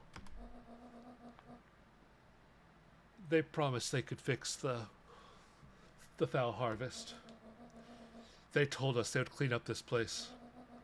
We just had to leave the town for a few days. But while they had us evacuated, Mrs. Hartford, I'm afraid I'm going to have to ask you to. You're afraid of a lot of things, aren't you? You sniveling little worm. This is growing tiresome. A little help, please. Don't you all see this festival is a sham? An excuse to have the whole town gathered in one place. They're planning something awful. I don't know what, but these people are wicked. Don't listen to her. She has absolutely no proof. I am the proof. I'm Eleanor von Horn. Whispers filtered through the crowd. Well, aren't you just sneaky as the dickens? We all knew the Valentine fertilizer was too good to be true. And now this whole town is paying the price. Ladies and gentlemen, I'm so sorry about the disruption. My associates will take this obviously disturbed woman somewhere comfortable, so she can get the help she needs. She is not the one who was disturbed. You too, Timey Clown.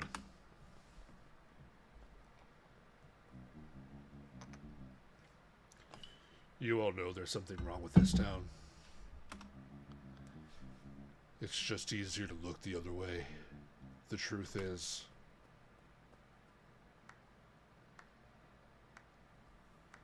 Oh, fuck!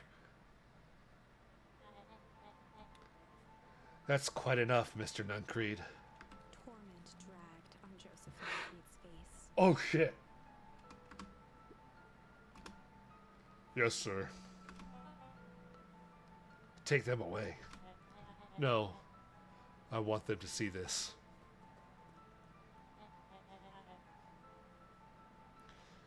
Ah, the ever-tempestuous Eleanor Van Horn. You've been quite the thorn in my side. Like a weed that's burrowed where it doesn't belong. I must confess, you look dreadful.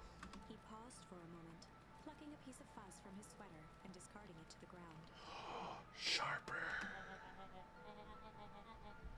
Consider yourself in rare company. You managed to pull one over on me. It won't happen again. I knew you had some sort of plan to disrupt our party. But alas, I expected something a bit more impressive than incoherent rambling. No matter, your failures are yours to bear. Mr. Kerr? Yes, sir? It's a shame it was cut short, but I must thank you for that rousing oratory. I will take you from here. Yes, sir. Of course, sir. You have done quality work for me, William. You can look forward to the recompense we have agreed upon. Kerr gave a bow of deference. Founder, you are most gracious. Gasps rippled through the crowd. Thankfully, we can dispense with these formalities from here on out. Solomon pulled a glass vial from his pocket. In one smooth motion, he downed its contents.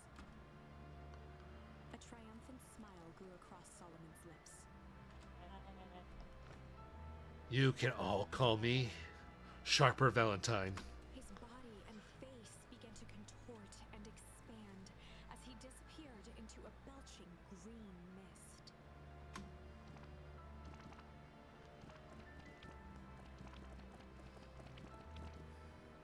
A hushed horror gripped the crowd. This is a story about change. What? No. You didn't see that coming. Good. Sharper examined his new hands. Well, this is quite the improvement. Everything looks so much smaller now.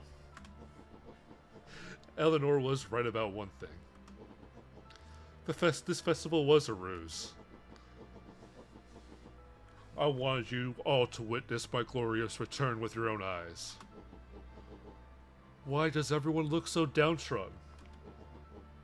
This is a celebration, people. Maybe it would help if we set the mood. Mr. Kerr, be a dear and reveal the sign. Sharper Valentine Festival. Wonderful. Sharper choked out a crude squawk of a laugh. Frustrated grumbles sprinkled through the crowd. Sharper, you malicious bastard.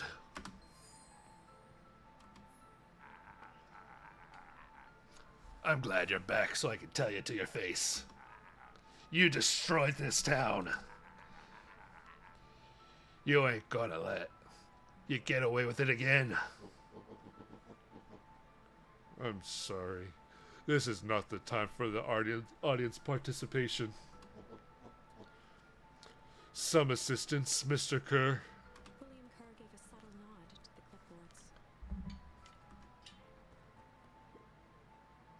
clipboards. You coward.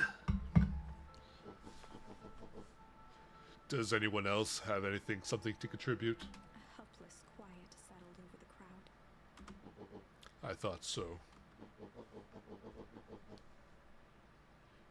Did you truly believe you could be free of me? A town of complete and utter fools. You people should be celebrating my return. You're clearly lost without me. And that leads me nicely to my children. Daddy, I gave you both the greatest gift a parent can give.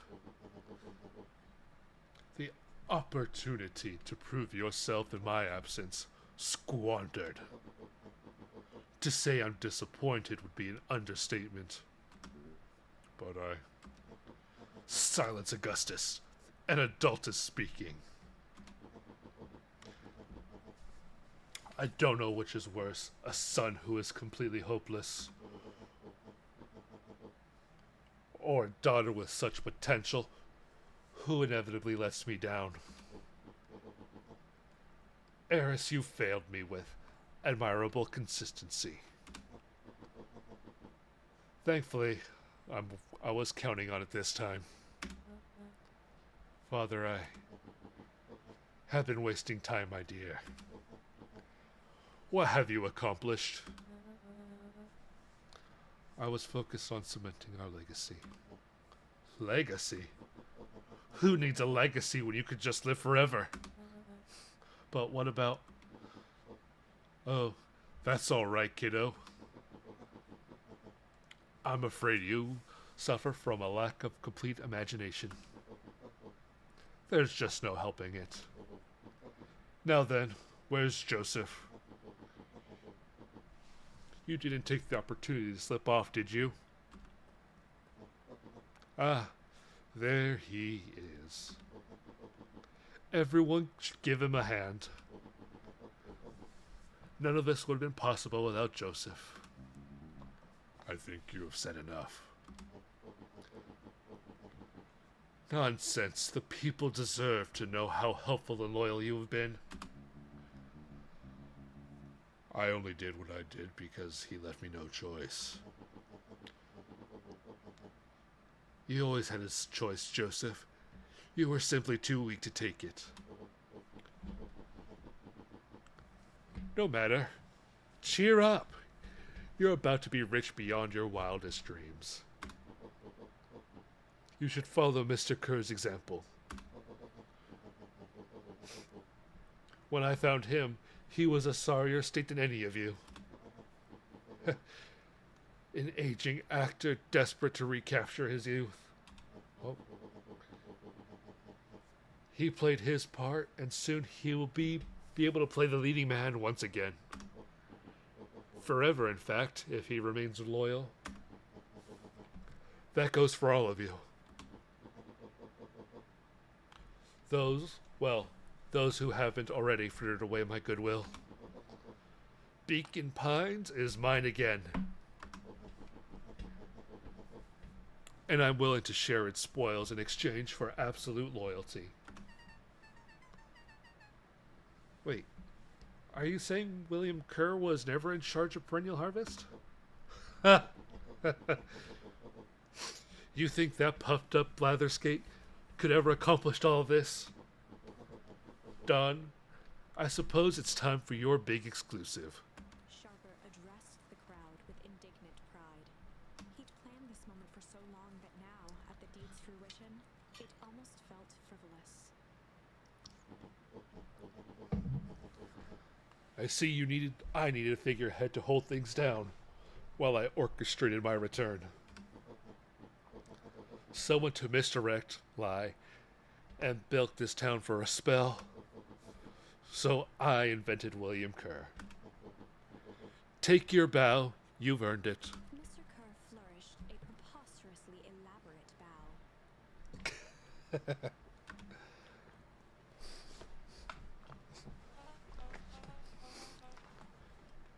Patrick C. Montesquieu, thespian extraordinaire at your service. Founder, I just want to thank you again for this opportunity. It was truly a role of a lifetime. Wait. So Bill Kerr was a patsy this whole time?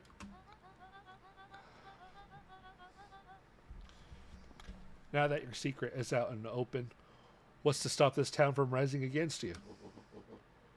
Oh, that's the delicious part. Fear. Thanks to our clipboards, I know each and every person in this town fears most.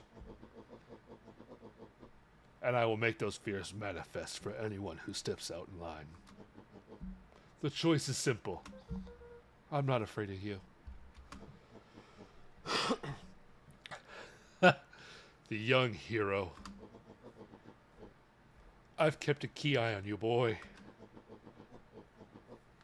You and your friends made a habit of disrupting my plans. What a pity. If things have gone a bit differently, you might have had your moment of triumph. But that's fate for you. You can't do this. Oh, but I can. I have won. Never underestimate what a great man can do, given time. And time is now my plaything. Perhaps the most expensive thing I've ever bought. But well worth it. Ha! Sharper coughed up one final laugh and cracked his knuckles.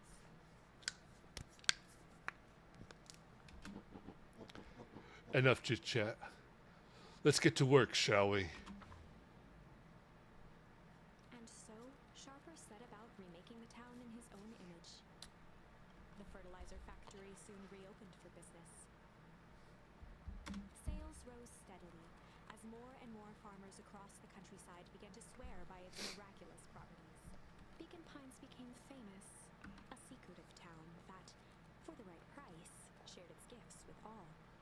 Gifts that became more and more necessary in a world where winters grew longer and longer. The end. This is wrong, but things are becoming clearer now. You can feel it, right? We can't let Sharper win. He might just be the key to this whole thing. Let's see. Okay.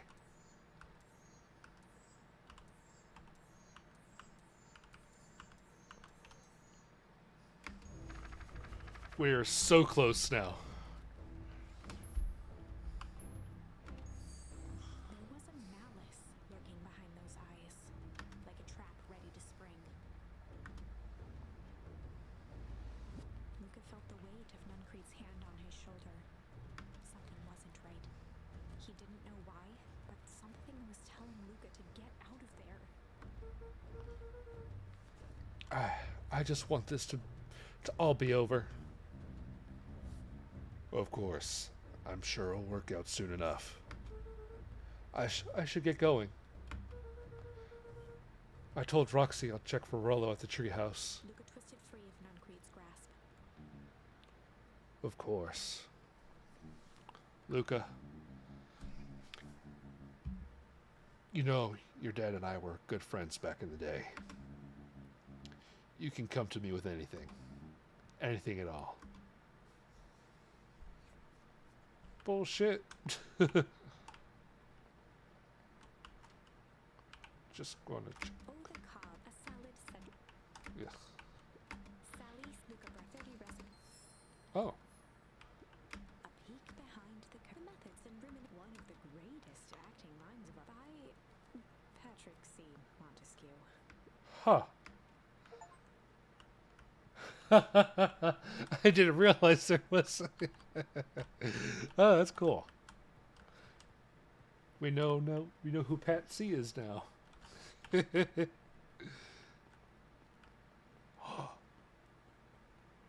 There he is, that little bastard.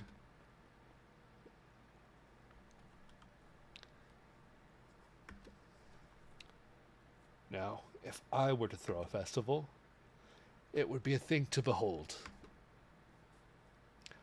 I agree. This is all more than a little sad. It's worse than sad. It's boring.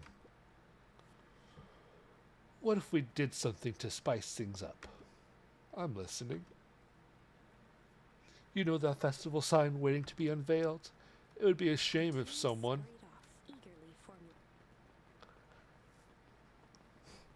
Now we know who they are.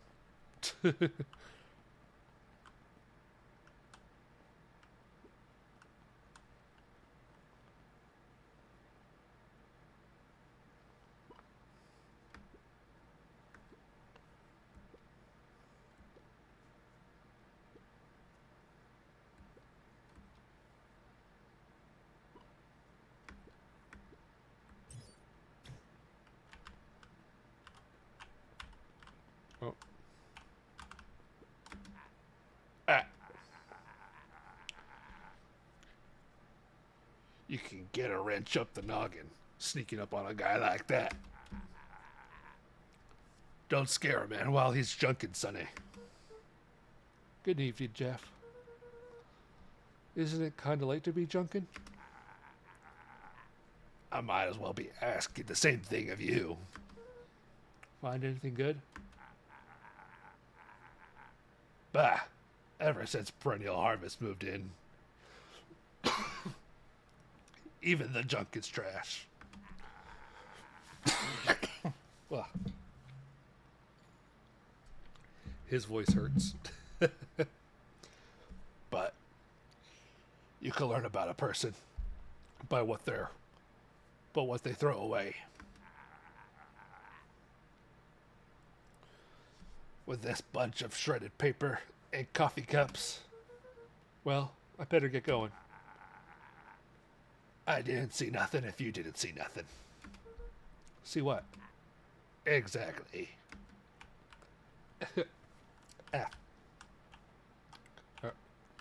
Get over the bridge.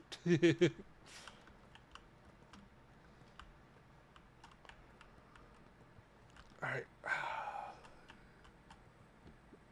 Rolo.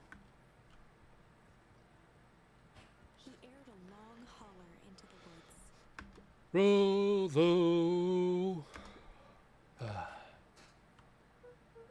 Rolo, wherever you are, I hope you're okay. Luca felt his eyes getting heavy and plopped into the beanbag. He conceded to its lumpy embrace.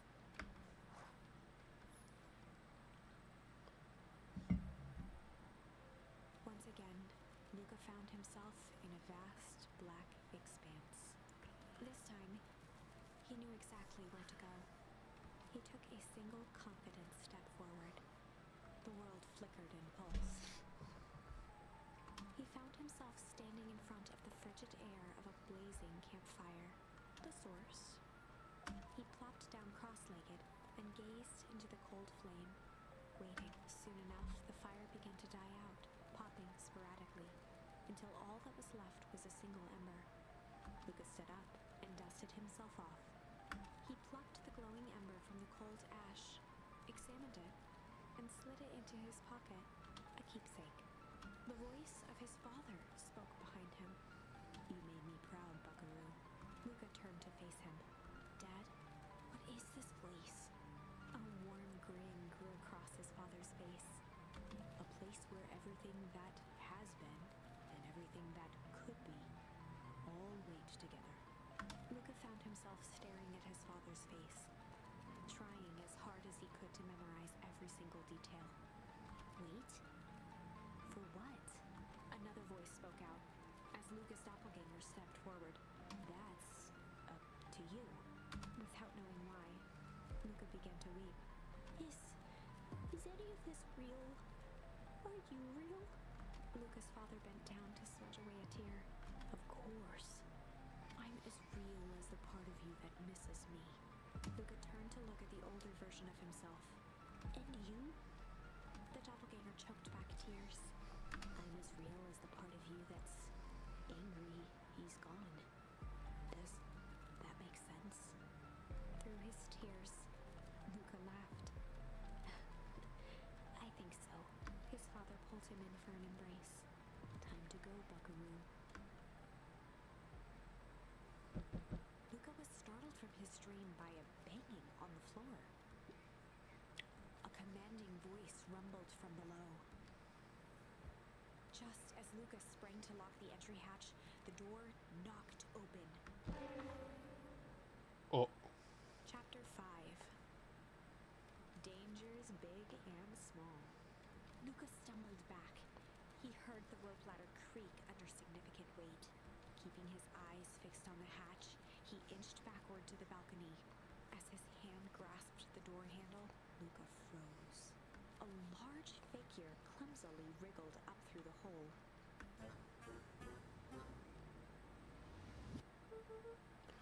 Stop right there. Or I'll... Oh, sheesh. I know it's dark and all, but I figured you'd recognize me. Who are you? The large figure cocked its head inquisitively. Stop right now or I'll clobber you with a baseball bat. Whoa, whoa, whoa. Take it easy. Luca, you need to get your eyes checked. It's me, Rolo. Nice try, but you aren't Rolo. You're like one of his random uncles or something. Where is he? Uncle? Luca, quit messing around. It's me. If it's really you, prove it. Flamin' chicken coop, Luca. Luca's jaw dropped. He peered more closely at the man standing in front of him. Something about him was undeniably Rolo. Only bigger, older, changed. How? What happened to you? When I was running away,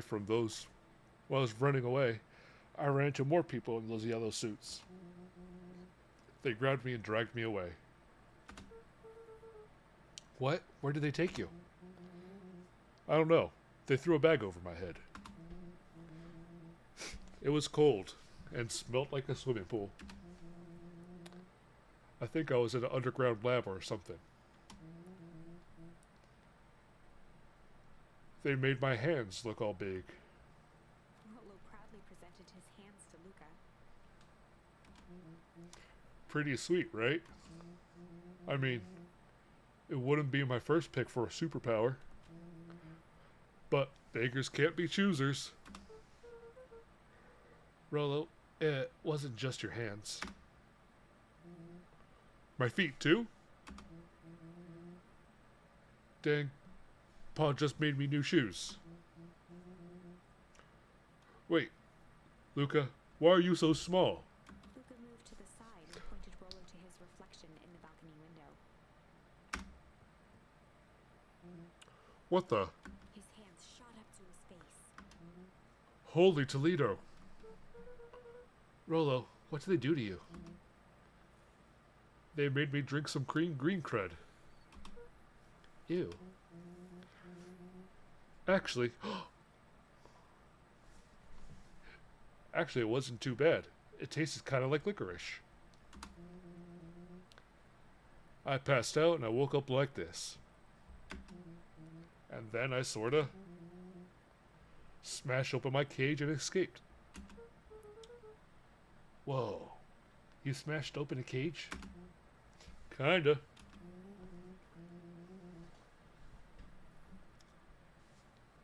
At least I think I did. It's all a bit of a blur. They had you in a cage? Who are these people?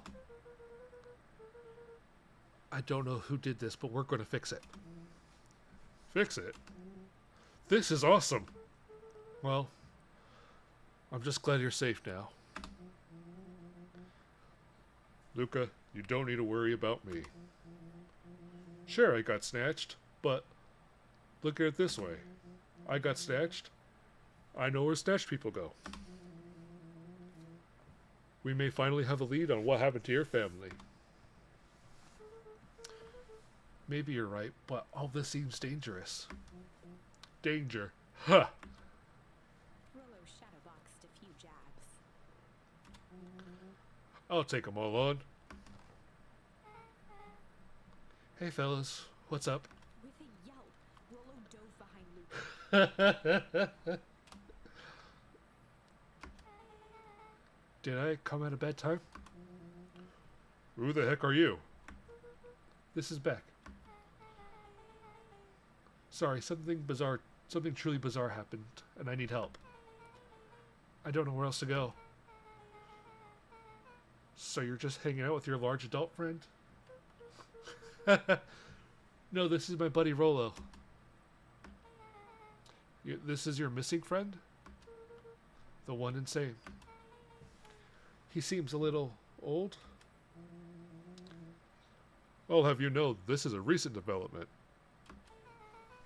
What the heck does that mean? Oh, I'm sorry. You're the one who just showed up out of nowhere. So we'll be asking the questions around here. That's fair. How'd you find us? Your silly little treehouse? I think you mean our silly little mission control.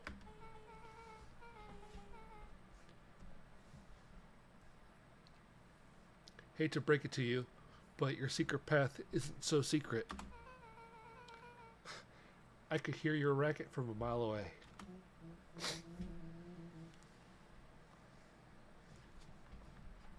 See, Luca, that's why we need to improve security around here. Not now, Rollo. Beck, you said something bizarre happened? Yeah, but... She shot a nervous glance at Rollo.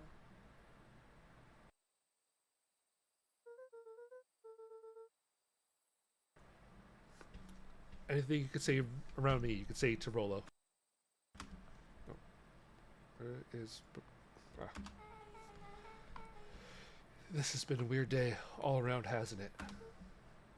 Yep. Beck's eyes narrowed. So, it all started when I made it back home. My first order of business was to try to salvage my hair. So I dyed it with some stuff the chemistry set my mom gave me. Okay. Just need to play it cool. And hope no one notices. Notices what? Oh, nothing. I was just... Come here. Let me have a look. Oh, honey, what in the world did you do to your hair? I kind of just felt like a change. This is going to take forever to grow out. You're the one who said change is a good thing, right? I was talking about your mother's new job. I was talking about us moving. Well, I guess I took your lessons to heart. Ilona tried to put on a smile. Before I forget, I had to come up here to tell you that Nellie had to go into work. Tonight? Her and Mr. Kerr decided it would be good for her to get some things done before tomorrow. That Kerr guy seems like a grade A creep. Beck. He is. Him and his weird cult of personality.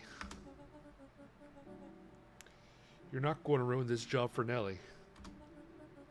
It means too much to her. I know exactly how much it means to her.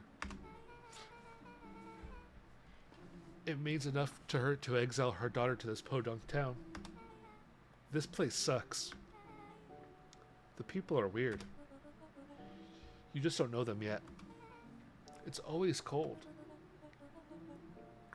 We're in the mountains. You'll get used to it. I can't even pick up a decent station on the radio. It's all banjo music and farm reports. You know, I grew up in a town no different from this one. Is that why you're better at talking to plants than people? Fuck. Okay. So here's what we're going to do. First of all, you're grounded. What? In the morning, I'll have Nellie come and see what we can do about fixing her hair. You need to look presentable for the festival. But not another peep. She sighed, and after a moment, looked down at Beck sympathetically. I know moving is hard, honey. But doesn't mean you have to make yourself miserable all the time. Other people seem to have that covered for me. Oh. If you decide to rebel by dyeing your hair more... She flashed a sly grin and tousled Beck's hair. I'll just shave it off for you. Think about how rebellious you'll look then. Very funny. Thank you. Good night, sweetie. Good night, Mom. Wait. First of all, this town does not suck. Second, you need help because you got grounded? No. I'm sorry you got in trouble. It's my fault your hair got screwed up in the first place. Don't worry about it. I actually kind of like this look. Wait, great. Can we get back to the story now? The next part is the important bit.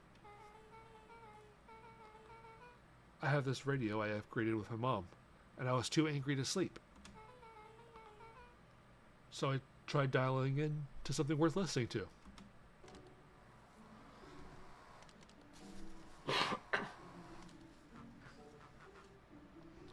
Mr. Kerr, are you there? Mr. Kerr? Yeah, I'm busy. What is it? Apologies, the founder's on the line. Patch him through immediately. One moment. Hello, sir. It's so nice to hear from you. Skip the pleasantries.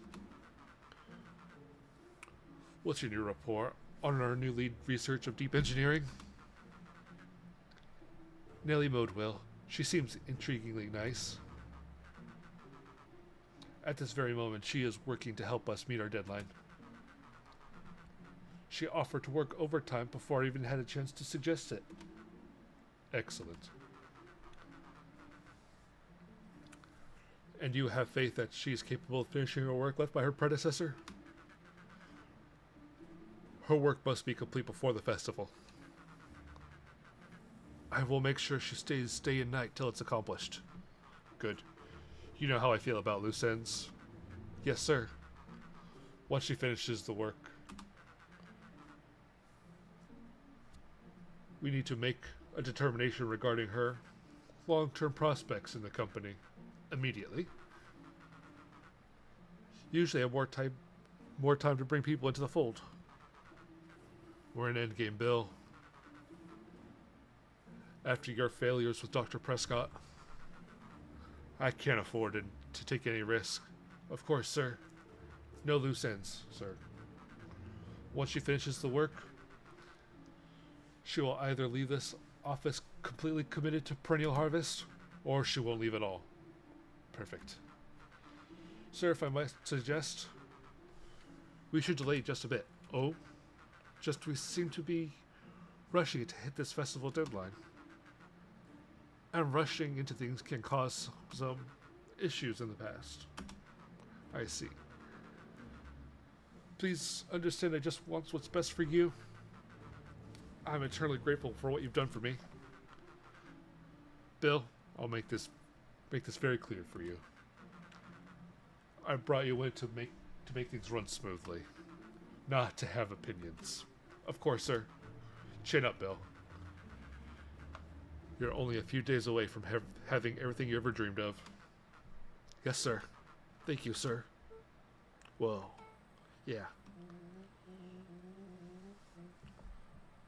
So we're clear, and they said loose ends? They were talking about murder, right? Like actually killing someone? Capital murder? Luca gave Rollo a quick elbow to the ribs. Fucking dumb Rollo. Who is this founder? I was hoping you guys would know. Now, as far as we know, Kerr is the top banana at Perennial Harvest. He sounded scared of this founder guy. So we even have a topper banana on the field. What the heck is my mom caught up in? Has she talked about the job much? Not really. She said she was going to come in and continue the work of someone she respected. Luca, do you think the body at the warehouse was the person Beck's mom came to replace? That would make sense. It seems like Nellie's predecessor got, loose-ended. I'm getting that impression. Okay, so we need to get your mom out of there before the festival happens. That's 2 days away. Won't she come home after work? That creep on the radio said they were going to hold her until then. If she's not coming out, we gotta go in and get her. Beck flicked a large sheet of paper out of her pocket and slammed it on the floor. Maybe this will help.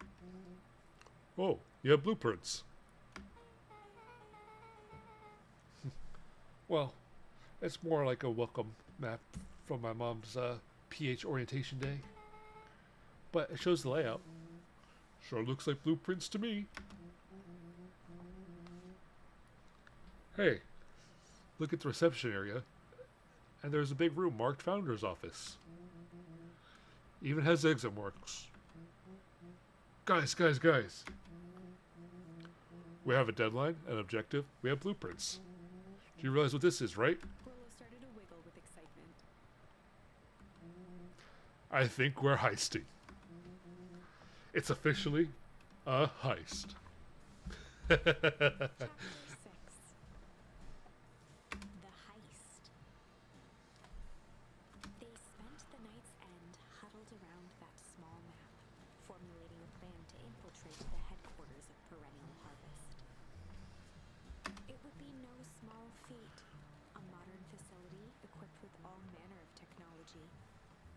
Not to mention the swarm of clipboards that would most certainly be scattered throughout. By the time the sun began to peek through the car window used as a makeshift balcony door, all were in agreement. This could just work. The final day before the festival would be used to prepare. They'd need to pull every resource at their disposal, pull every favor with a thread. Even enlist some unsavory characters around town with important tasks only they were suited for. Luckily, there was enough ill will and mistrust toward Perennial Harvest that alliances could be found at a bargain. Luca, Beck, and Rollo rubbed their eyes as they exited the treehouse. They hadn't slept at all that night. There was no time. The festival was to begin in 1 day, and they each had their assignments. Alright, quick recap. Rollo, you're going to talk to Roxy. Cordially. I can't talk. Without her and Fitz, this whole thing could go bust. Me? Cordial? Is my middle name.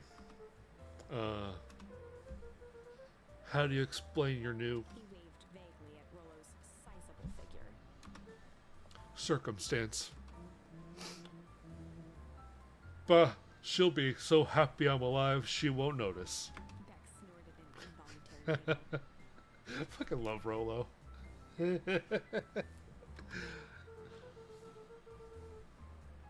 Beck, you're sure Ilona just won't shoot this whole thing down once she hears it? She'll listen. Once she understands the danger Nellie's in, the danger we're all in, the plan will make sense. Okay.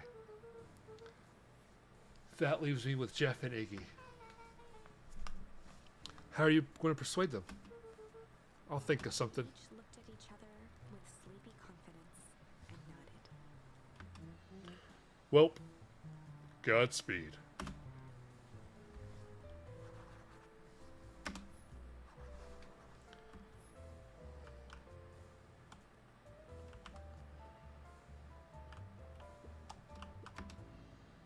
Oh, wait. What's this? Oh. Luca wrapped some tape around the hook. Hey, you never know.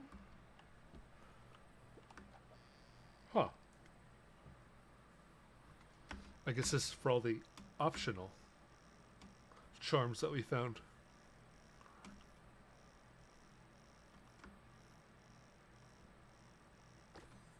Oh.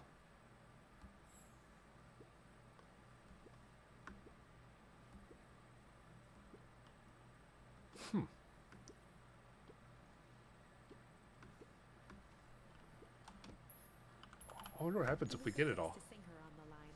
Sometimes the best stuff is at the bottom of the pond. All right, well, let's keep on going.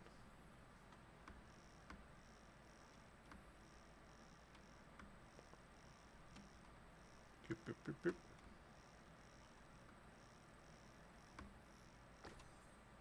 Oh. Malice 80 proof whiskey? Hard liquor for a hard man. Best leave that be. Takes a real piece of work to leave something like that lying around. Actually. Alright, let's see. We got pungent and smack. Time around the hook. Some fish have refined taste. Yeah, time is pretty good. I like time.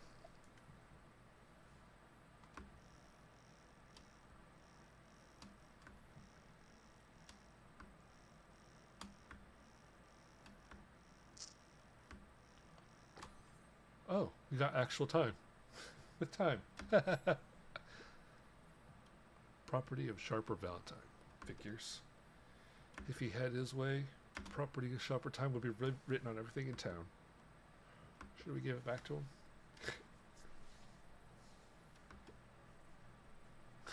him? Wow. And smack. Stretchy hand onto the hook. Those things always get dirty anyway.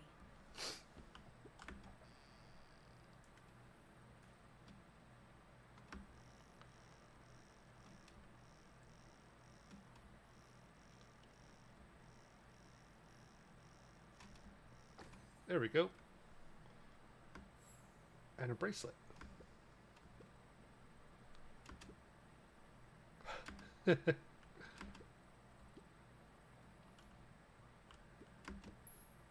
All right. Oh.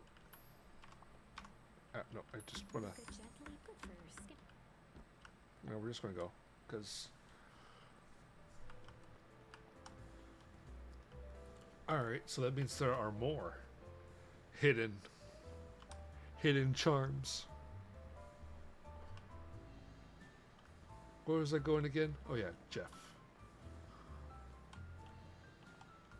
Actually, I've never been inside the museum. Holy fuck, this guy's an ass. We all know Beacon Pines is a great town. What you may not know is great towns grow from mighty roots. And that is why you cannot tell the story of Beacon Pines without telling the story of one Sharper Valentine. Young Sharper's keen intellect and strong moral fiber led to a grand vision. A vision of a community dedicated to a better tomorrow. In his own words, a better tomorrow is within our grasp, but it requires a singular mind to harness it. Lucky for us, he decided to grow that vision here in Beacon Pines. And how does one grow a better tomorrow? With fertilizer. like of a town yearning for purpose. But then tragedy struck. A scientific experiment gone wrong. An accident which took Shopper away from us far too soon. To this day, we struggle to pick up the pieces. But one foul harvest isn't enough to stop the people of Beacon Pines. The spirit of Shopper Valentine lives on. It lives in the hearts of everyone with a dream for a better tomorrow. Together, we will follow his example and grow a bountiful future.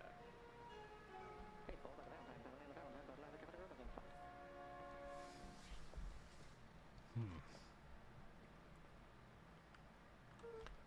That was unhelpful. But interesting.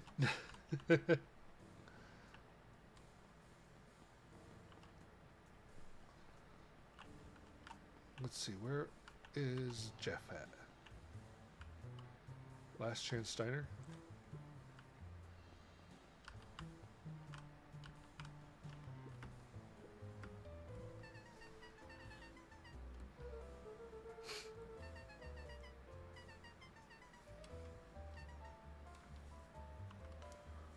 That is a very good point, Don.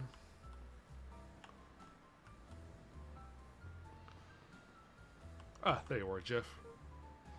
Hey, Jeff. What can I do for ya? Well, I know how much you hate perennial harvest. Hate's a strong word. Oh, sorry, I mean, I didn't say it was the wrong word. gotcha. Well, we're going to break into those headquarters, and I thought you might be able to help. Jeff wheezed out a long snicker. Yeah, see, I knew you kids were all right. Great, so you'll help? The joy in Jeff's face drained instantly. Not a chance. But Give me one good reason I should risk my hide aiding and abetting you rascals. Looking into the sullen eyes of his would-be accomplice, Luca blurted out the first word that came to mind. hide, junk, shit, fight. Fight! I've done enough fighting for one lifetime, and more my share of losing. Time to hang up the gloves. Nope, I'm not done yet. Luca wasn't ready. He shouted out again.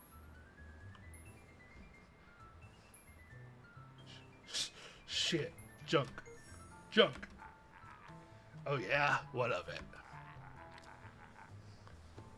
Sonny, I've got more junk than a keen has copper. Ain't interested. Motherfucker. Shit. Yeah, it's all shit. Still ain't happening. Ain't that some shit? Motherfucker, piece of shit. Hide. Jeff's brow perked up. What'd you say? Go ahead, hide then. Sensing some traction, Luca carried on with vigor.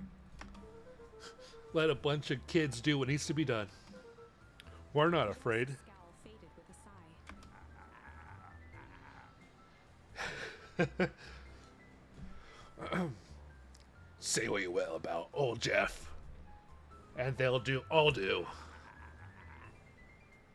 But you'll never hear them say, I hid from nothing. One good stomp of the foot was all Jeff needed to drive his point home. What was it you kids needed? Some sort of disguise. I've got just the thing. And while we're at it, some crates should come in handy. This ain't gonna be free, you know. I'm thinking 5 bags of sour gob should cover it. Put it on my tab. Luca offered out his open hand to seal the deal. With a firm and dusty grip, Jeff reciprocated. Done. Swing by first thing in the morning.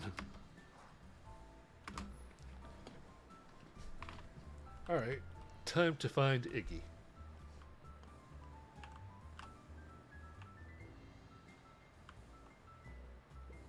Ah, here they are. Hey Tish, look who it is.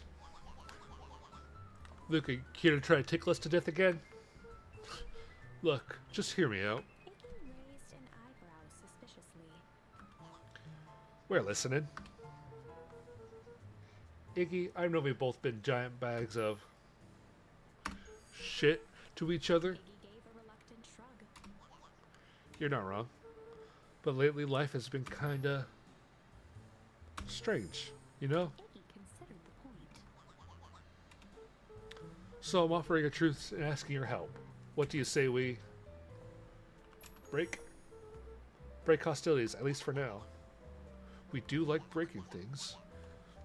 Even if a truce means less breaking things.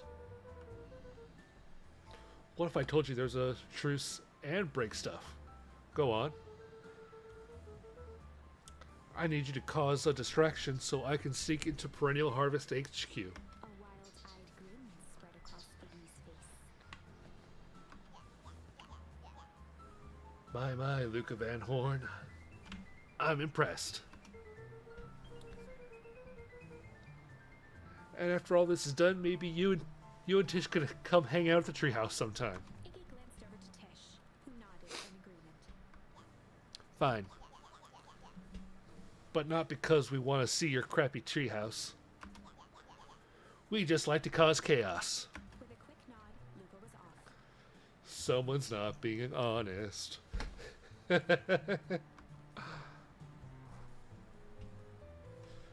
We know your true feelings, Ziggy. Hear that, Tish? He gazed up at Tish with a smile. He invited us to hang out at the A treehouse. single tear ran down Tish's cheek. I never expected this day to come. How wonderful. Oh, that's so cute. Chapter 7. Oh, we're almost there. A good heist requires preparation. And thorough preparation takes time, something they had precious little of. So far, everything was in order. Jeff, Iggy, and Tish all agreed to do their part. Beck radioed Luca that night with a simple and covert message. We are locked and loaded on my end. And Rollo, after a lengthy confession, managed to persuade Roxy and Fitz to help. He stowed away in mission control for the night to avoid attracting attention. Rollo, being uniquely suited for the role, would be the first to breach Perennial Harvest. The outfit provided by Jeff wasn't perfect, but a convincing disguise is 10% wardrobe, 90% confidence. That's true. Rollo took a few vigorous Oh. breaths and showed his arms. I feel like Rolo would do a voice. Okay. Just stay calm, you can do this. Huh, huh, huh, huh, oh. Got your delivery here. Oh, a delivery? I don't have anything in my notes about a delivery. One moment.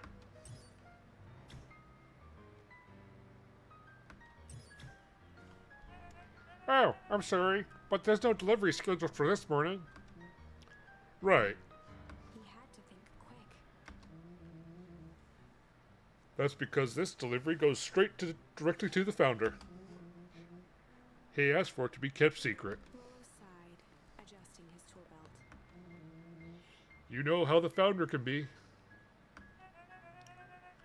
Well, I suppose we can leave this one off the records.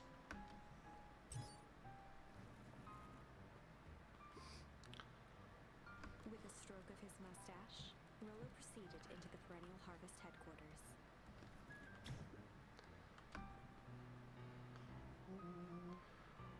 Our package are here for the founder. Oh, I didn't hear anything about it.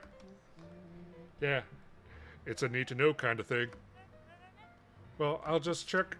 And flipped through the pages of his clipboard. This goes directly to the founder. I don't have time to fill you in. Oh, I see. If you could just complete this form. Rollo interrupted with urgency in his voice. Every time with the forms. If you want to explain to the founder why I'm late. Well, it's your funeral. I'm sorry. What did you say your name was again? Rollo panicked. Our harvest awaits.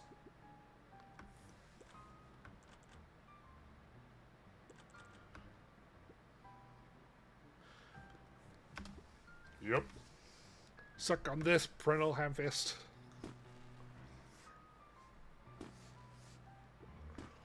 Where was that? The distraction was enough for Rollo to regain his confidence. Just open the damn door. I got a job to do. The clipboard fumbled around in a frenzy. Alright.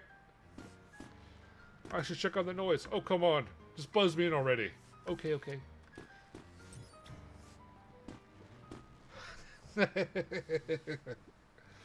Whew.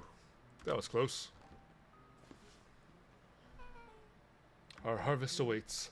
Hey, I figure. When in doubt, stick with the classics. That was a close one. But you pulled it off. Nice work, Rollo. Alright, everyone knows what to do? Yep, deep engineering is to the north. I'll go with Beck. In case you need some muscle. I'll head east to the founder's office. You two be safe.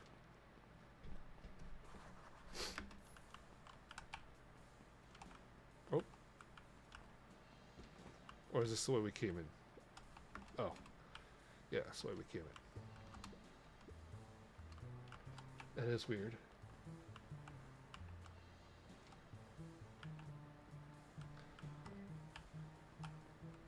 Oh, it's like a maze.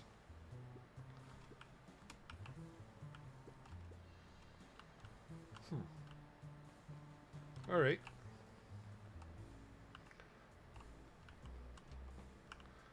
These are some weird corridors.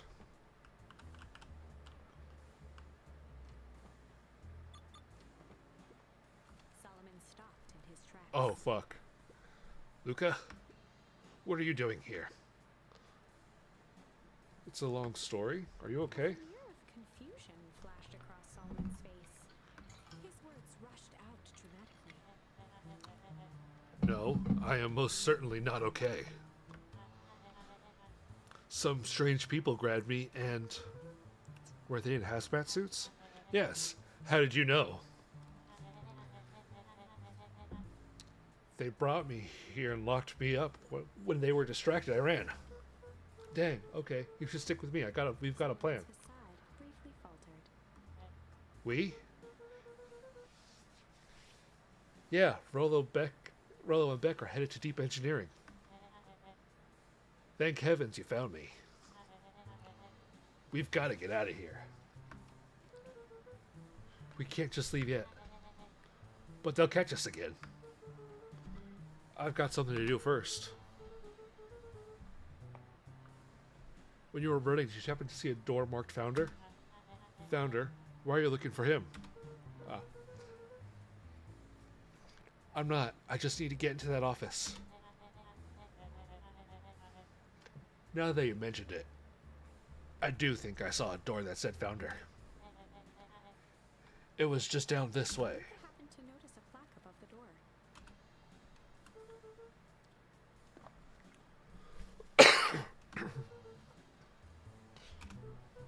Oh, here it is.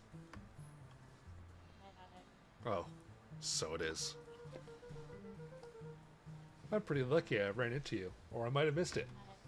Truly fortunate. Luca tried the handle. Locked.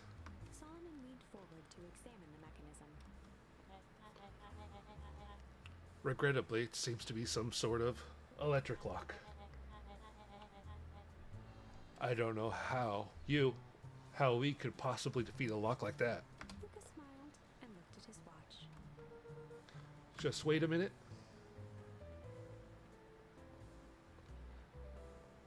She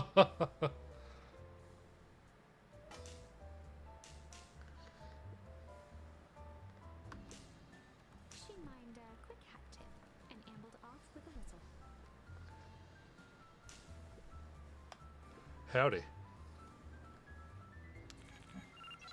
The light on the keypad changed from red to green. How'd you do that?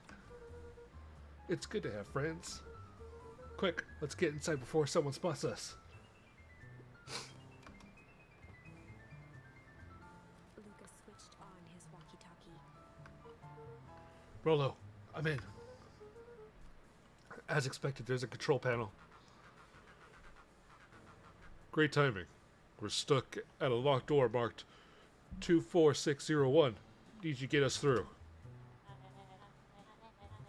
What if someone catches us? We should get out of here. I'm not leaving my friend Solomon. On the computer screen, a green cursor blinked in a password field. Surely you don't have a way to get around the password. Luca pecked out his best guess. Underground secrets. The screen blinked to life. Series of green numbers glowed on a black background. How did you just guess that?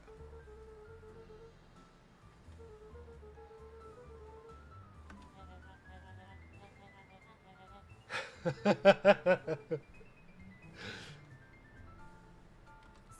jaw clenched into a half smile.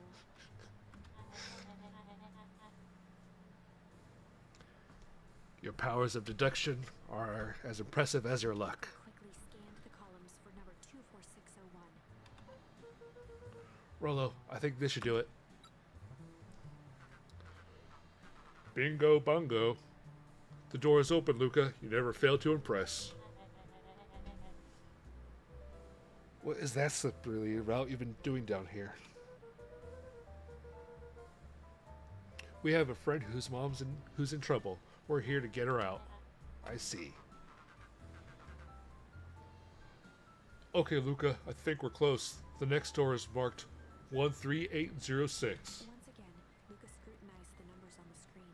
In that moment of distraction, Solomon reached forward and pressed a large red button. Maybe this one opens the lock. Oh crap, we've got company. Luca, must go faster.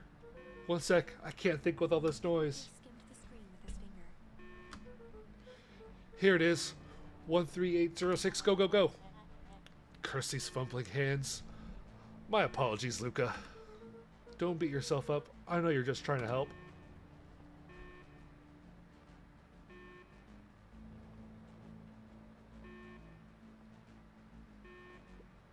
Oh man, no water cups.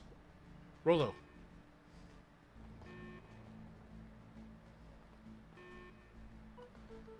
Rolo, are you okay? Rolo, come in. Mr. Kerr approached with a sneer and spoke into his walkie-talkie. You can turn off the alarms. They're trapped. With self-satisfaction, he called into the hallway. That, my dears, is a dead end. Nowhere to run.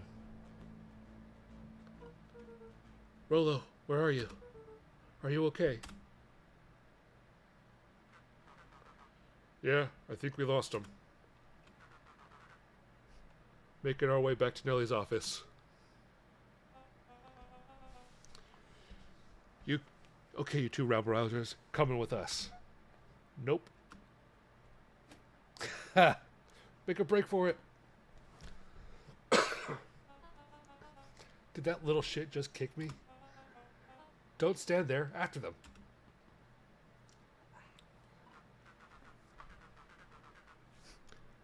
Okay, I think that worked. Roxy and Fitz have him on a wild goose chase. I'm having trouble following what just happened. Like I said, it's good to have friends. Rolo, how long do you think Roxy can distract them? How long can Roxy keep someone so pissed off they can't see straight? Let's just say we've got time. Entering Nellie's office now. Mom. Oh, honey, what'd you do to your hair? I thought you'd be happy. I finally used the Young Chemist lab kit. You sure have a knack for making me incredibly proud in the most frustrating ways. We need to get you out of here. We? Who is your adult friend? Oh, I'm not an adult. Ever heard of a growth spurt? That sounds so gross. I've had more of a growth spew. No, that's not possible. Nellie leaned over to examine his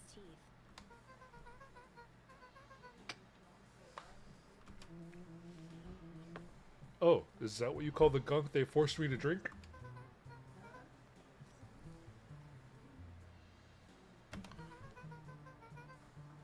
They told me it was only being tested on plants. Oh, Beck, sweetie, I promise I didn't know. Mom, what the heck is going on in this place?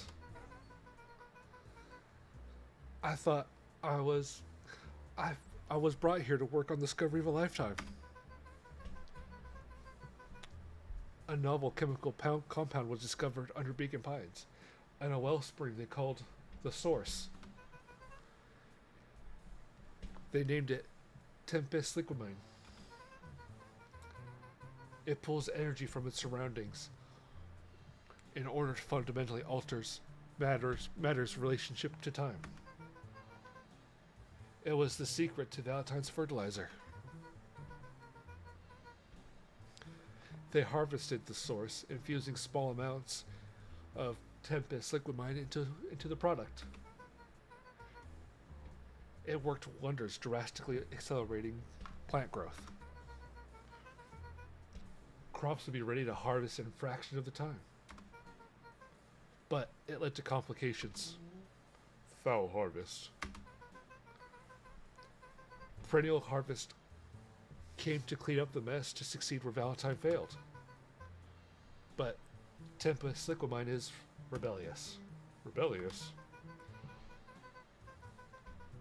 You can think of it as a manifestation of change itself. It's volatile by its nature. So the more you try to force it to do a specific thing, the more it resists. Yes. I can relate to that. My role is to finish the work my predecessor, Dr. Prescott. Harnessing Tempest Liquimine to reliably manipulate an organism's age. Just imagine how many people we could feed. Mr. Kerr was very insistent that we achieve a successful result before harvest. Or festival, fuck. But you didn't, right? You know how much I love a good puzzle. I poured myself into the problem, but it wasn't long until I discovered oddities in Dr. Prescott's notes. Oddities? They contained obvious errors. Mistakes that someone of his reputation would never make.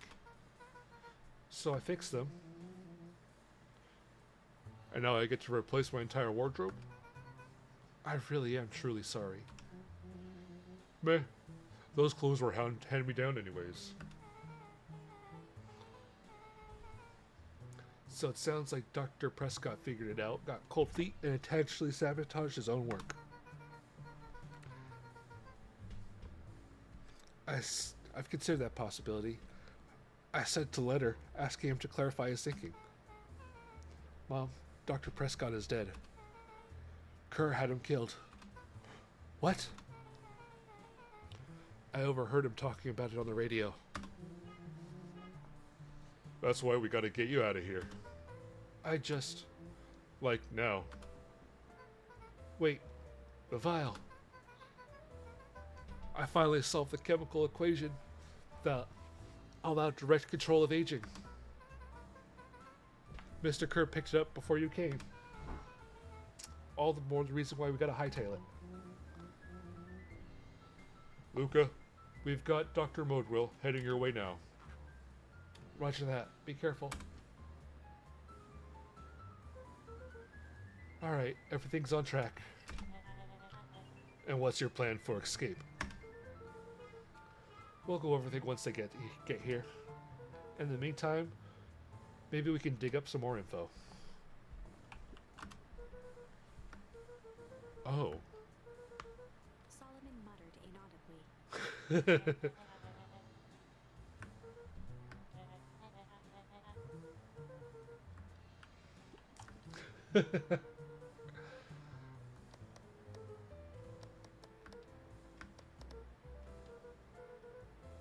Solomon once again muttered under his breath.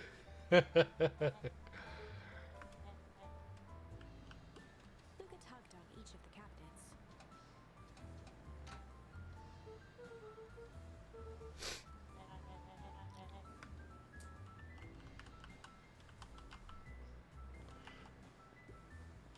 Hold on. There's a book. Luca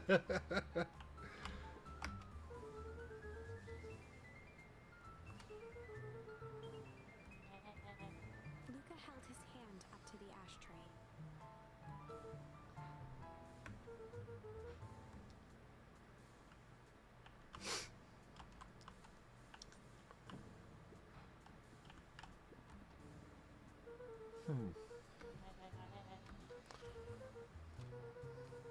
With a subtle, quivering lip, a smile crawled across Solomon's face. They heard the trampling of frantic footsteps from the hallway.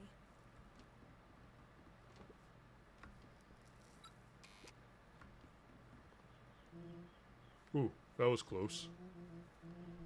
When we left Millie's office, it was swarming with clipboards.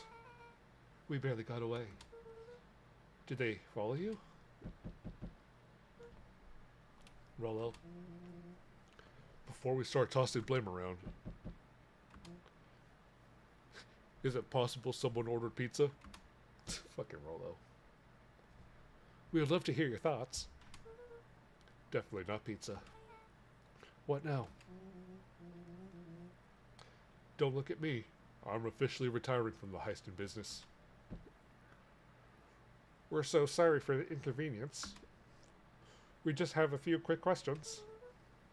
Just let me think. Can someone watch the door? Of course. This fucking bitch. Okay, everyone else huddle up. Whoops. I think this little caper has gone on long enough. Solomon, no. Hush now, child. The adults are speaking. Dr. Modewell, I believe a reintroduction's in order. We've never met in person, but we have corresponded. You see, it was I who hired you. Solomon, the pathetic orphan child. The powerful and enigmatic founder. Sharper, the fallen progenitor who created this town. Perennial harvest, Valentine fertilizer. All connected by a single thread. Yours truly. Her eyes searched the floor in thought. Solomon watched eagerly, waiting for the flicker of epiphany. With a sickened look, she peered into his soul. Ha! Yes, now you've got it.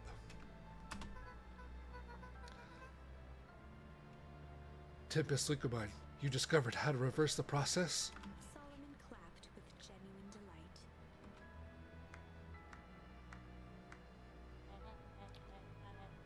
Very good, Dr. Modewell. Very good. Though the discovery wasn't intentional. Solomon glanced down, examining his youthful form. And the effects went a little too far for my taste. That's why you needed me to finish Dr. Prescott's work. Which you did admirably. Mr. Kerr, the vial, please. Presented it with a theatrical twirl of the hand. Hwah.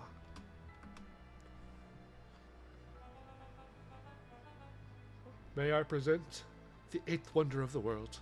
Before he could finish, Rollo snatched the vial from Kerr's palm. Whoa, this stuff sounds pretty valuable. Be careful, you fool.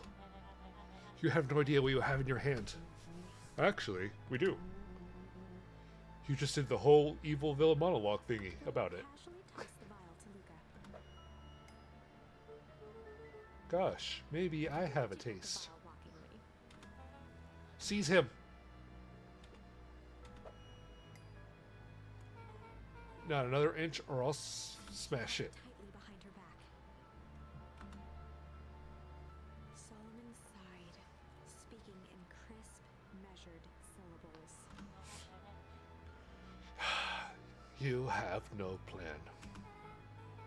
I'll smash it, I swear. Fine. Risk killing us all. Or, if you're lucky, nothing happens. Then what? We'll capture you and grant you much less leniency. He pursed his lips with feigned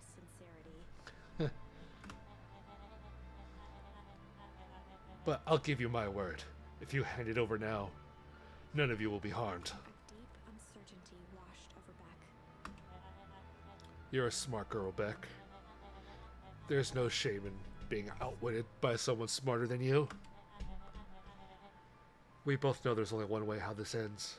She looked to Nellie shakily. With a dispirited nod, Nellie sighed in defeat. Beck slowly approached Solomon.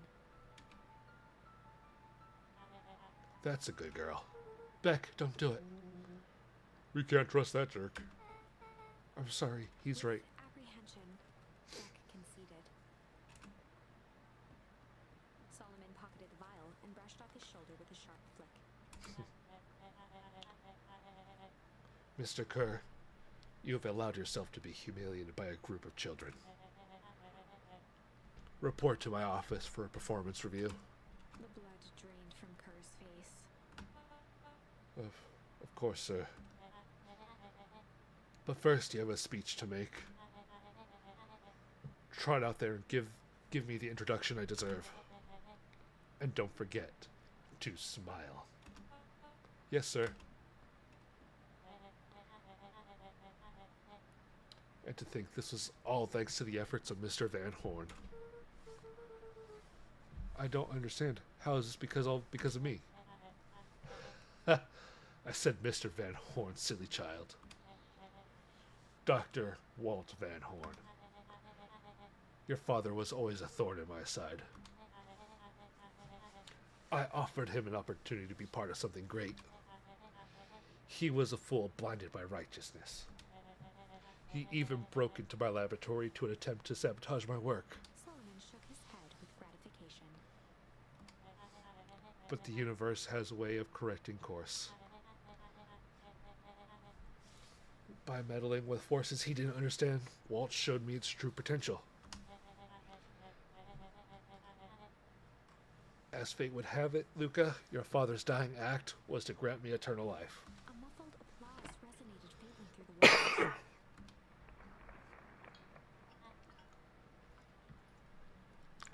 Well, that's my cue. After the festivities, my subsequent ascension, I will return to deal with all of you. Until then, I suggest you use this time to reflect on the magnitude of your failure. You three keep post outside the door.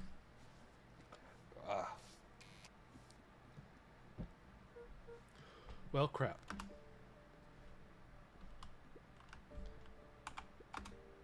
Nellie was staring at the floor. I'm sorry, Luca. Give me a minute to calm my mind. I can't believe Beck sold us out like that. I'm sure she had no...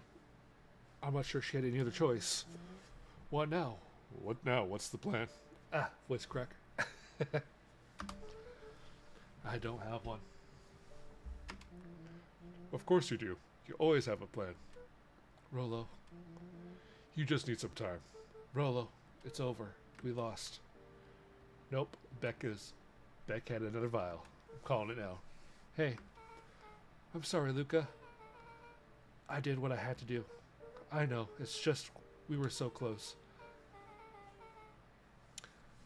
I got the feeling that eventually Solomon will get what's coming to him. Time heals. Wait.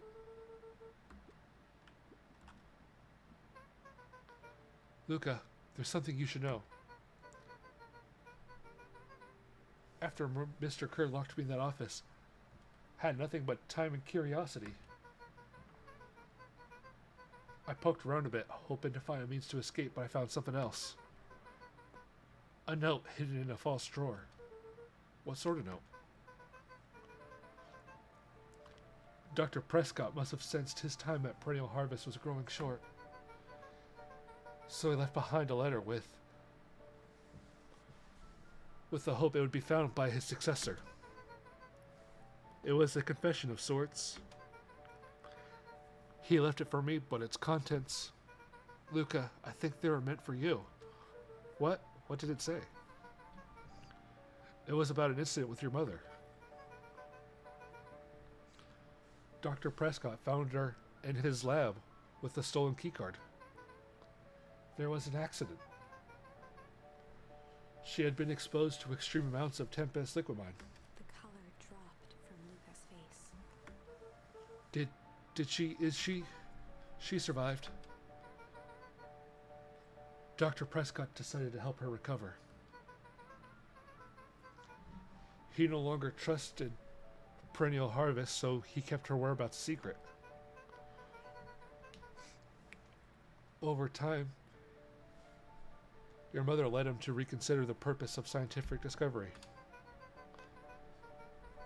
Science is often the vanguard of change, but that doesn't mean it's always right. He realized no one should have control over something as powerful as time itself. I believe that's why he began to intentionally sabotage his own work. And it cost him his life. That's a reasonable conclusion. Luca was overwhelmed with emotion. If she's alive, where's she been? Where is she now? A sudden explosion sounded from the hall. Chapter 8. Comeuppance. Yay! Here we go. Ears still ringing, Gran picked herself up off the ground. Through the dust and smoke, she looked over to see Mrs. Fratelli helping Hiram Tolliver to his feet. She'd had to beg, borrow, and steal to acquire those explosives. How many nights had she spent visualizing how she'd use them to make things right? And now, her one shot at destroying the source, that damned hole that swallowed so much of her life, was gone. Traded for this jagged hole-in-a-wall and a foolhardy shot at rescuing Rollo. With Fratelli and Tolliver at her side, she stepped through. It was a strange feeling. The last time she'd stalked this maze of hallways, it was in a different body. They quickly rounded a corner to find a group of clipboards guarding a door. Something worth guarding is probably something worth seeing. She leapt forward, brandishing her cane. If her last chance at vengeance for things lost was truly gone, she would just have to fight to keep what she still had. Hell yeah.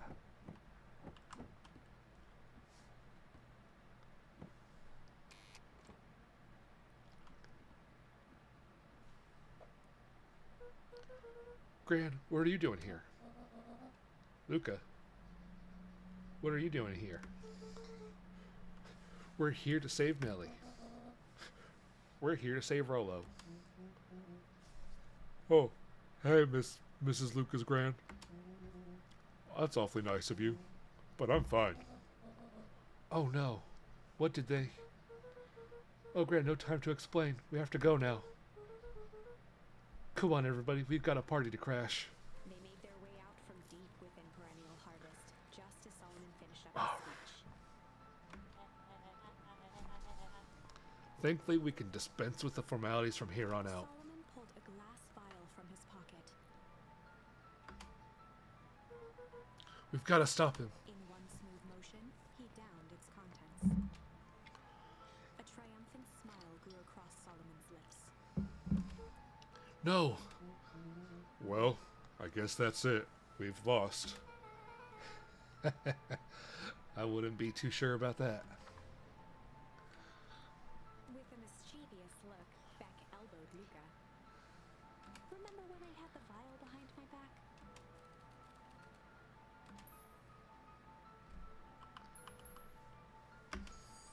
I might have tweaked his wonder potion with a little malice.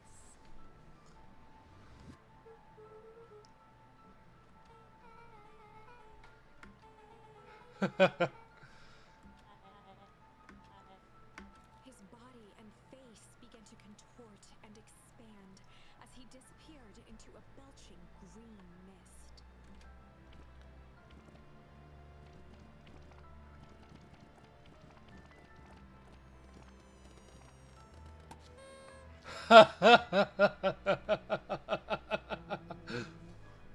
Wow. Now that's what I call 80 proof whiskey. Damn, dude. The crowd gazed in stunned silence now at the stage. in when William Kerr sprinted off stage and into the distance. He was never seen around Beacon Pines, or anywhere else for that matter, again. Watching the silhouette of Kerr disappear over the horizon, Luca began to laugh. First, a low chuckle that became uncontrolled, heaving laughter. Through his tears, he was vaguely aware that the crowd had begun to laugh with him. That was unexpected. Perhaps a bit of an absurd ending for my taste, but I'm only writing the damn thing. Okay, let's see what else to put in.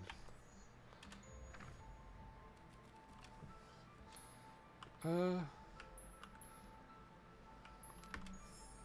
have tweaked his wonder potion with a little junk.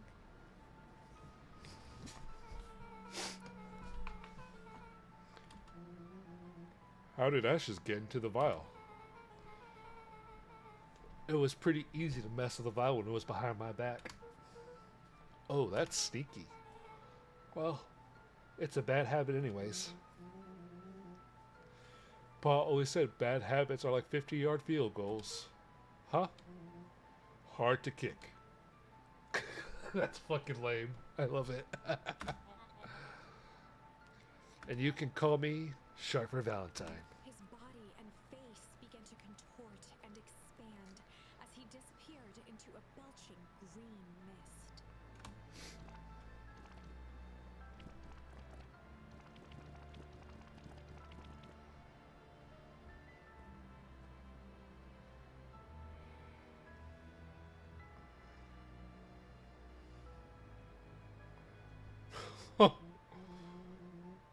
Whoa, well, that's one way of kicking a bad habit.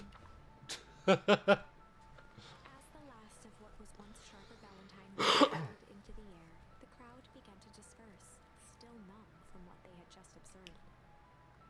Sharper Valentine was gone for good. His end would be a new beginning for Beacon Pines. A new chance to let go of the things they had lost and grab hold of a new future. The end. All right. Well, I'd be lying if I said that wasn't a bit gratifying. If that feels to you like a good note to end on, I won't stand in your way. Nope, we got one more.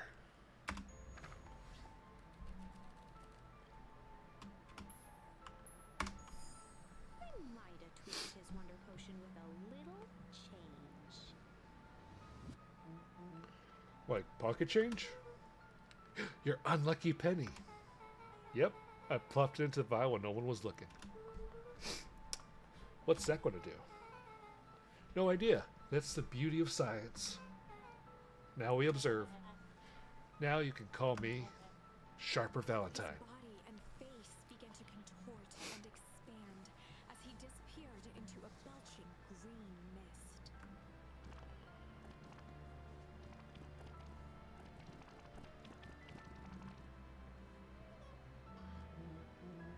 Holy crap. He's a baby. But he is still Sharper, right? He was no longer. What he was no longer matters. This is an innocent child.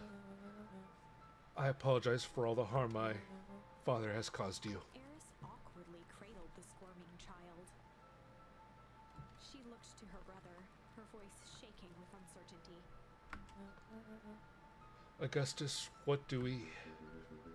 What we Valentines always do. What must be done. I'll hurry home and prepare a crib for young Sharper. That would be a great help. Thank you. She looked back down at the infant with equal parts kindness and terror in her eyes. With a shake of her head, Eris addressed the crowd with a stern scowl. Okay, everyone. The show is over. You may leave now. Epilogue. Beacon Pines' coldest summer on record came and went without much fanfare. Folks shared what they had and none were left wanting. The new school year was ushered in by the falling leaves of autumn. After everything Luca, Rollo, and Beck had been through, bearable. The chill of winter didn't seem to bother people much. They kindled a hope for a better future in their hearts. When spring arrived, farmers planted their crops with a sense of joy and optimism. And as the dawn of the first day of summer came again, its light slowly spread through the shallow valley. It crept over the town square, across the river, past the neglected welcome sign, and came to rest on a young boy sleeping at dawn, his mind at peace, knowing he is here for a reason.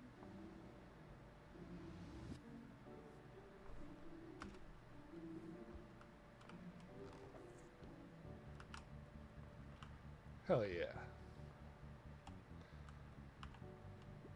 Over time, Eleanor began moving Walt's old things out of the closet and into storage.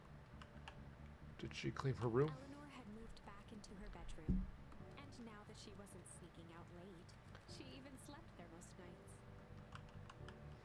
That's nice. Oh, but oh. Mom, I'm ready to go now. Go on without me. I'll meet you there. I got a batch of jam to finish jarring. It's funny. I always started making jam as a way to send messages without anyone noticing. But now I enjoy it. Alright, I'll go say hi to Rolo first.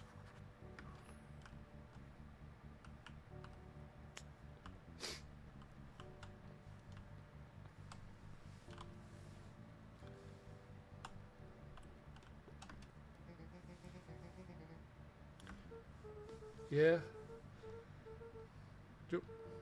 So we've decided to expand. But at least we got some help with that. But how's the internship at Nellie and Iona's shop going? It's been great. I hope it gets me to the School of Agriculture up at the state. Also, Nellie said she would write a letter of recommendation, which would be huge. I just can't help but worry about leaving Rolo. He's grown up so fast, but he's still my little brother. Yeah, he's had a heck of a growth spurt. I don't just mean grown literally. This morning he was up and finished his chores before even I had breakfast. Wow. That might be some excitement about the treehouse renovations. Don't tell him this, because it'll go to his head, but I'm really proud of that little punk. I know. That's cute.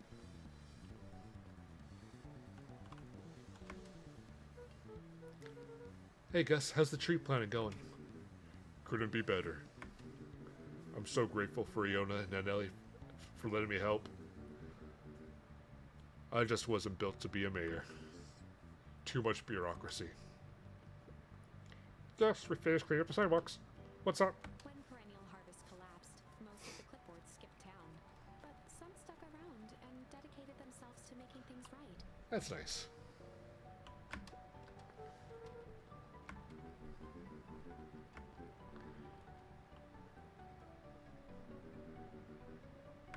Ah. Slow and dirty harvest.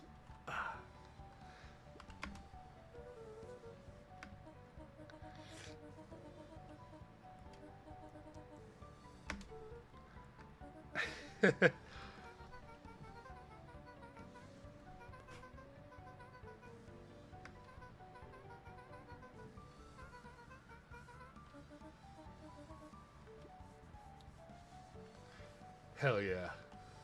Alright.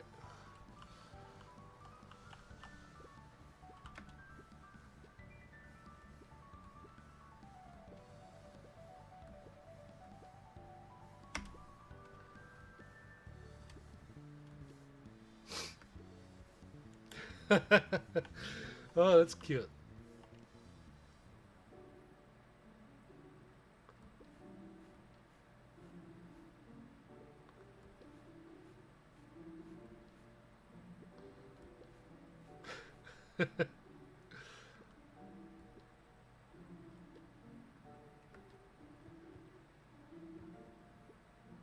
Ah, Luca, there you are.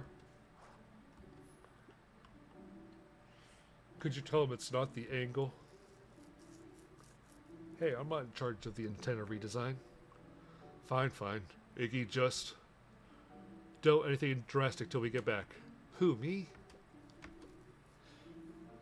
Tish, you're in charge while I'm gone. Yep. They'll be fine, right? It'll be fine.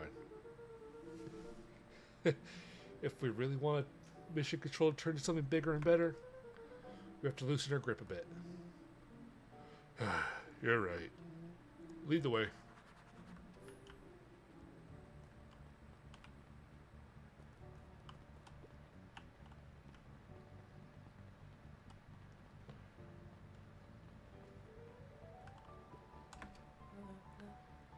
Mr. Young Van Horn, how is little Solomon Sharper doing? Young Sharper seems to be enjoying nature more than I. So we do a lot of strolling these days. Has he,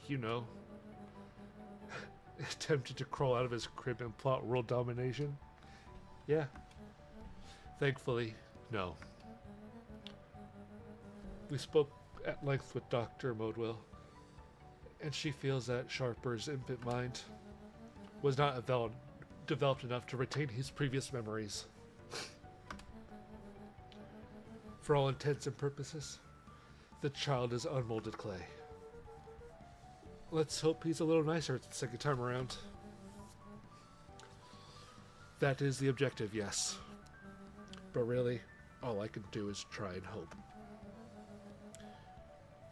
2 activities I'm endeavoring to find less distasteful. No. I think you're doing a great job. This whole town is ready to help however we can. I can't wait to teach them how to throw a baseball. Cass did her best to ignore the tears welling in her eyes. Oh, that would be acceptable. Oh, she's cute. I like Eris.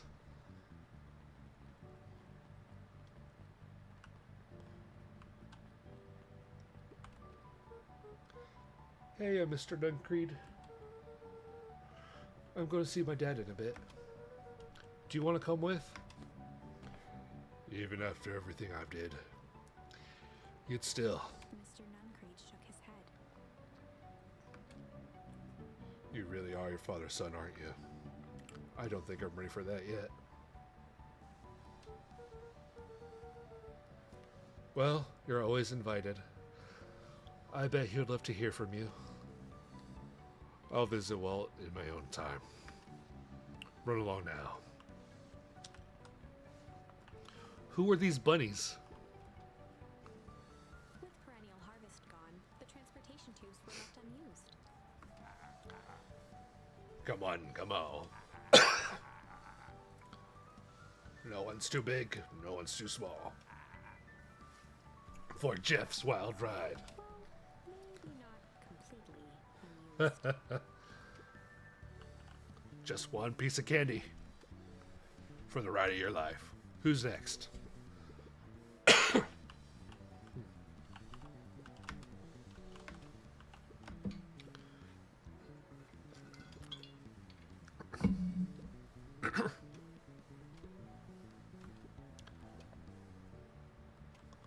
Oh. And there's Beck. Yay. Hey, I have news I think you'll enjoy. This morning, I unpacked my last box. You're officially moved in? It's just a box. Let's not blow this out of proportion. It sounds awful like putting down roots. I guess I decided this place is root-worthy. You're going to be stuck with me for the foreseeable future. I do have to warn you, most years aren't going to be as interesting as this one. I think I'll manage. Ready? Before we go, there's a bit of a surprise.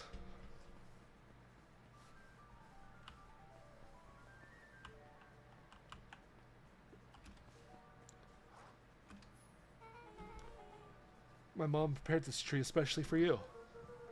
You didn't have to do that. It wasn't just them. This whole town pitched in. We all owe you. It should do okay in the cold of Old Beacon Pines. And thrive as things warm up. That's perfect. Oh. That's so sweet.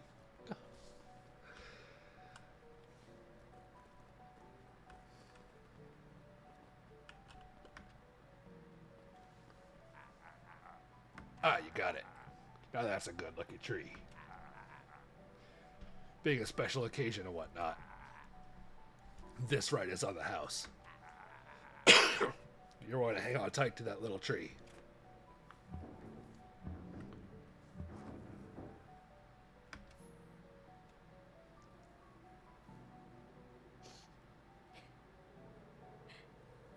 I think this is it. The end I've been waiting for. Honestly, I'd begun to lose hope of ever finding it. But then you came along. I don't know exactly how to thank you. It's hard to explain how much this means to me. It's funny, now that our time together is finally ending. I'm at a loss for words. Let's just watch the end together. Done. Good little tree. The best little tree. Thank you, children. This means a lot. Thanks for everything. Shucks. I only did what any super awesome best buddy would have done. We should probably give you some alone time now. You good? Yeah, I am. It's been a wild year. How are you feeling? Everyone keeps asking me that. I'm fine, really. Pa always said the only thing fitter than a fiddle is a cello. And I feel like a dang cello. Well, if you ever stop feeling like a cello, I'm here for you.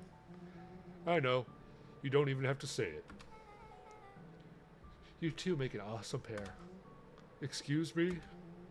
We're a trio now. Yep. Thanks. There's just one thing missing now that you're part of our group. Missing? Let me tell you a little story about a man named Hank Atomic.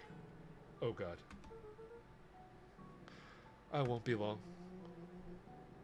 We'll be waiting for you back at the phone booth. I found the perfect way to start our summer. You've got some good friends. I'm so proud of you. Your father would be so proud. I know.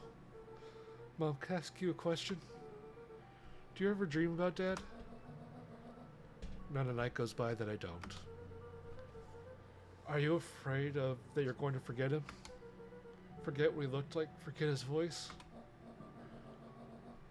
No, because so much of him lives on in you. He loved that old tree, but I know he would love this one more. Because his two favorite people planted it. I'll give you two a moment.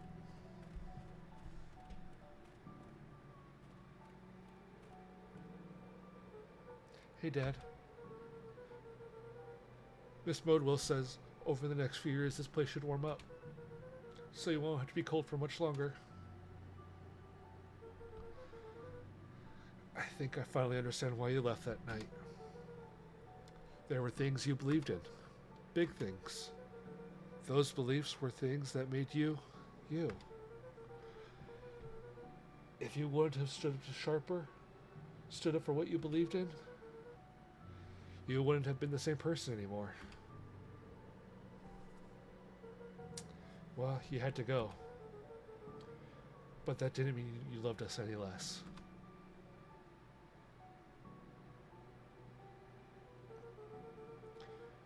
I might not visit you as much as I used to. I know you understand.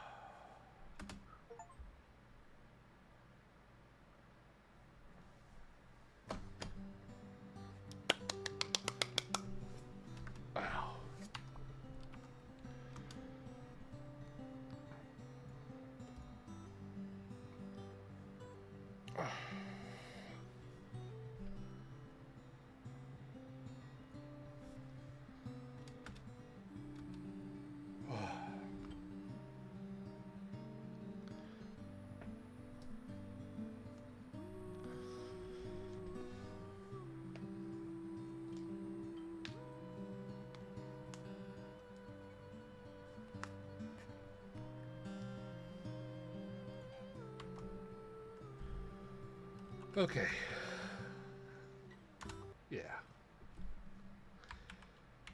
Yes, that was an amazing game. Though my throat is ugh, my throat is hurting. Oh, there's only 3 achievements I missed. Born in a barn, to catch all the fish, and to set oh well, came close. But yeah, I enjoyed that. And I'm happy we finished it. Oh. Oh. And some of those voices were brutal to do. But that was some good it was a good experience.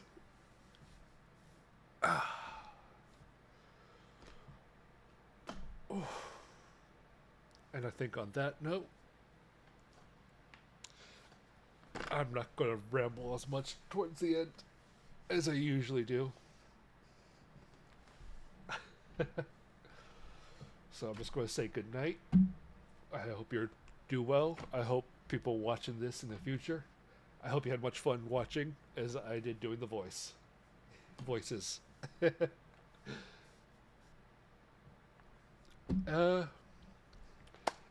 And if you're up late, people watching this before tomorrow night, Nettie has a stream on Twitch. It is Gowling. It's a good game. I suggest you be there. And on that note, I'm gonna say bye-bye, farewell, love y'all, and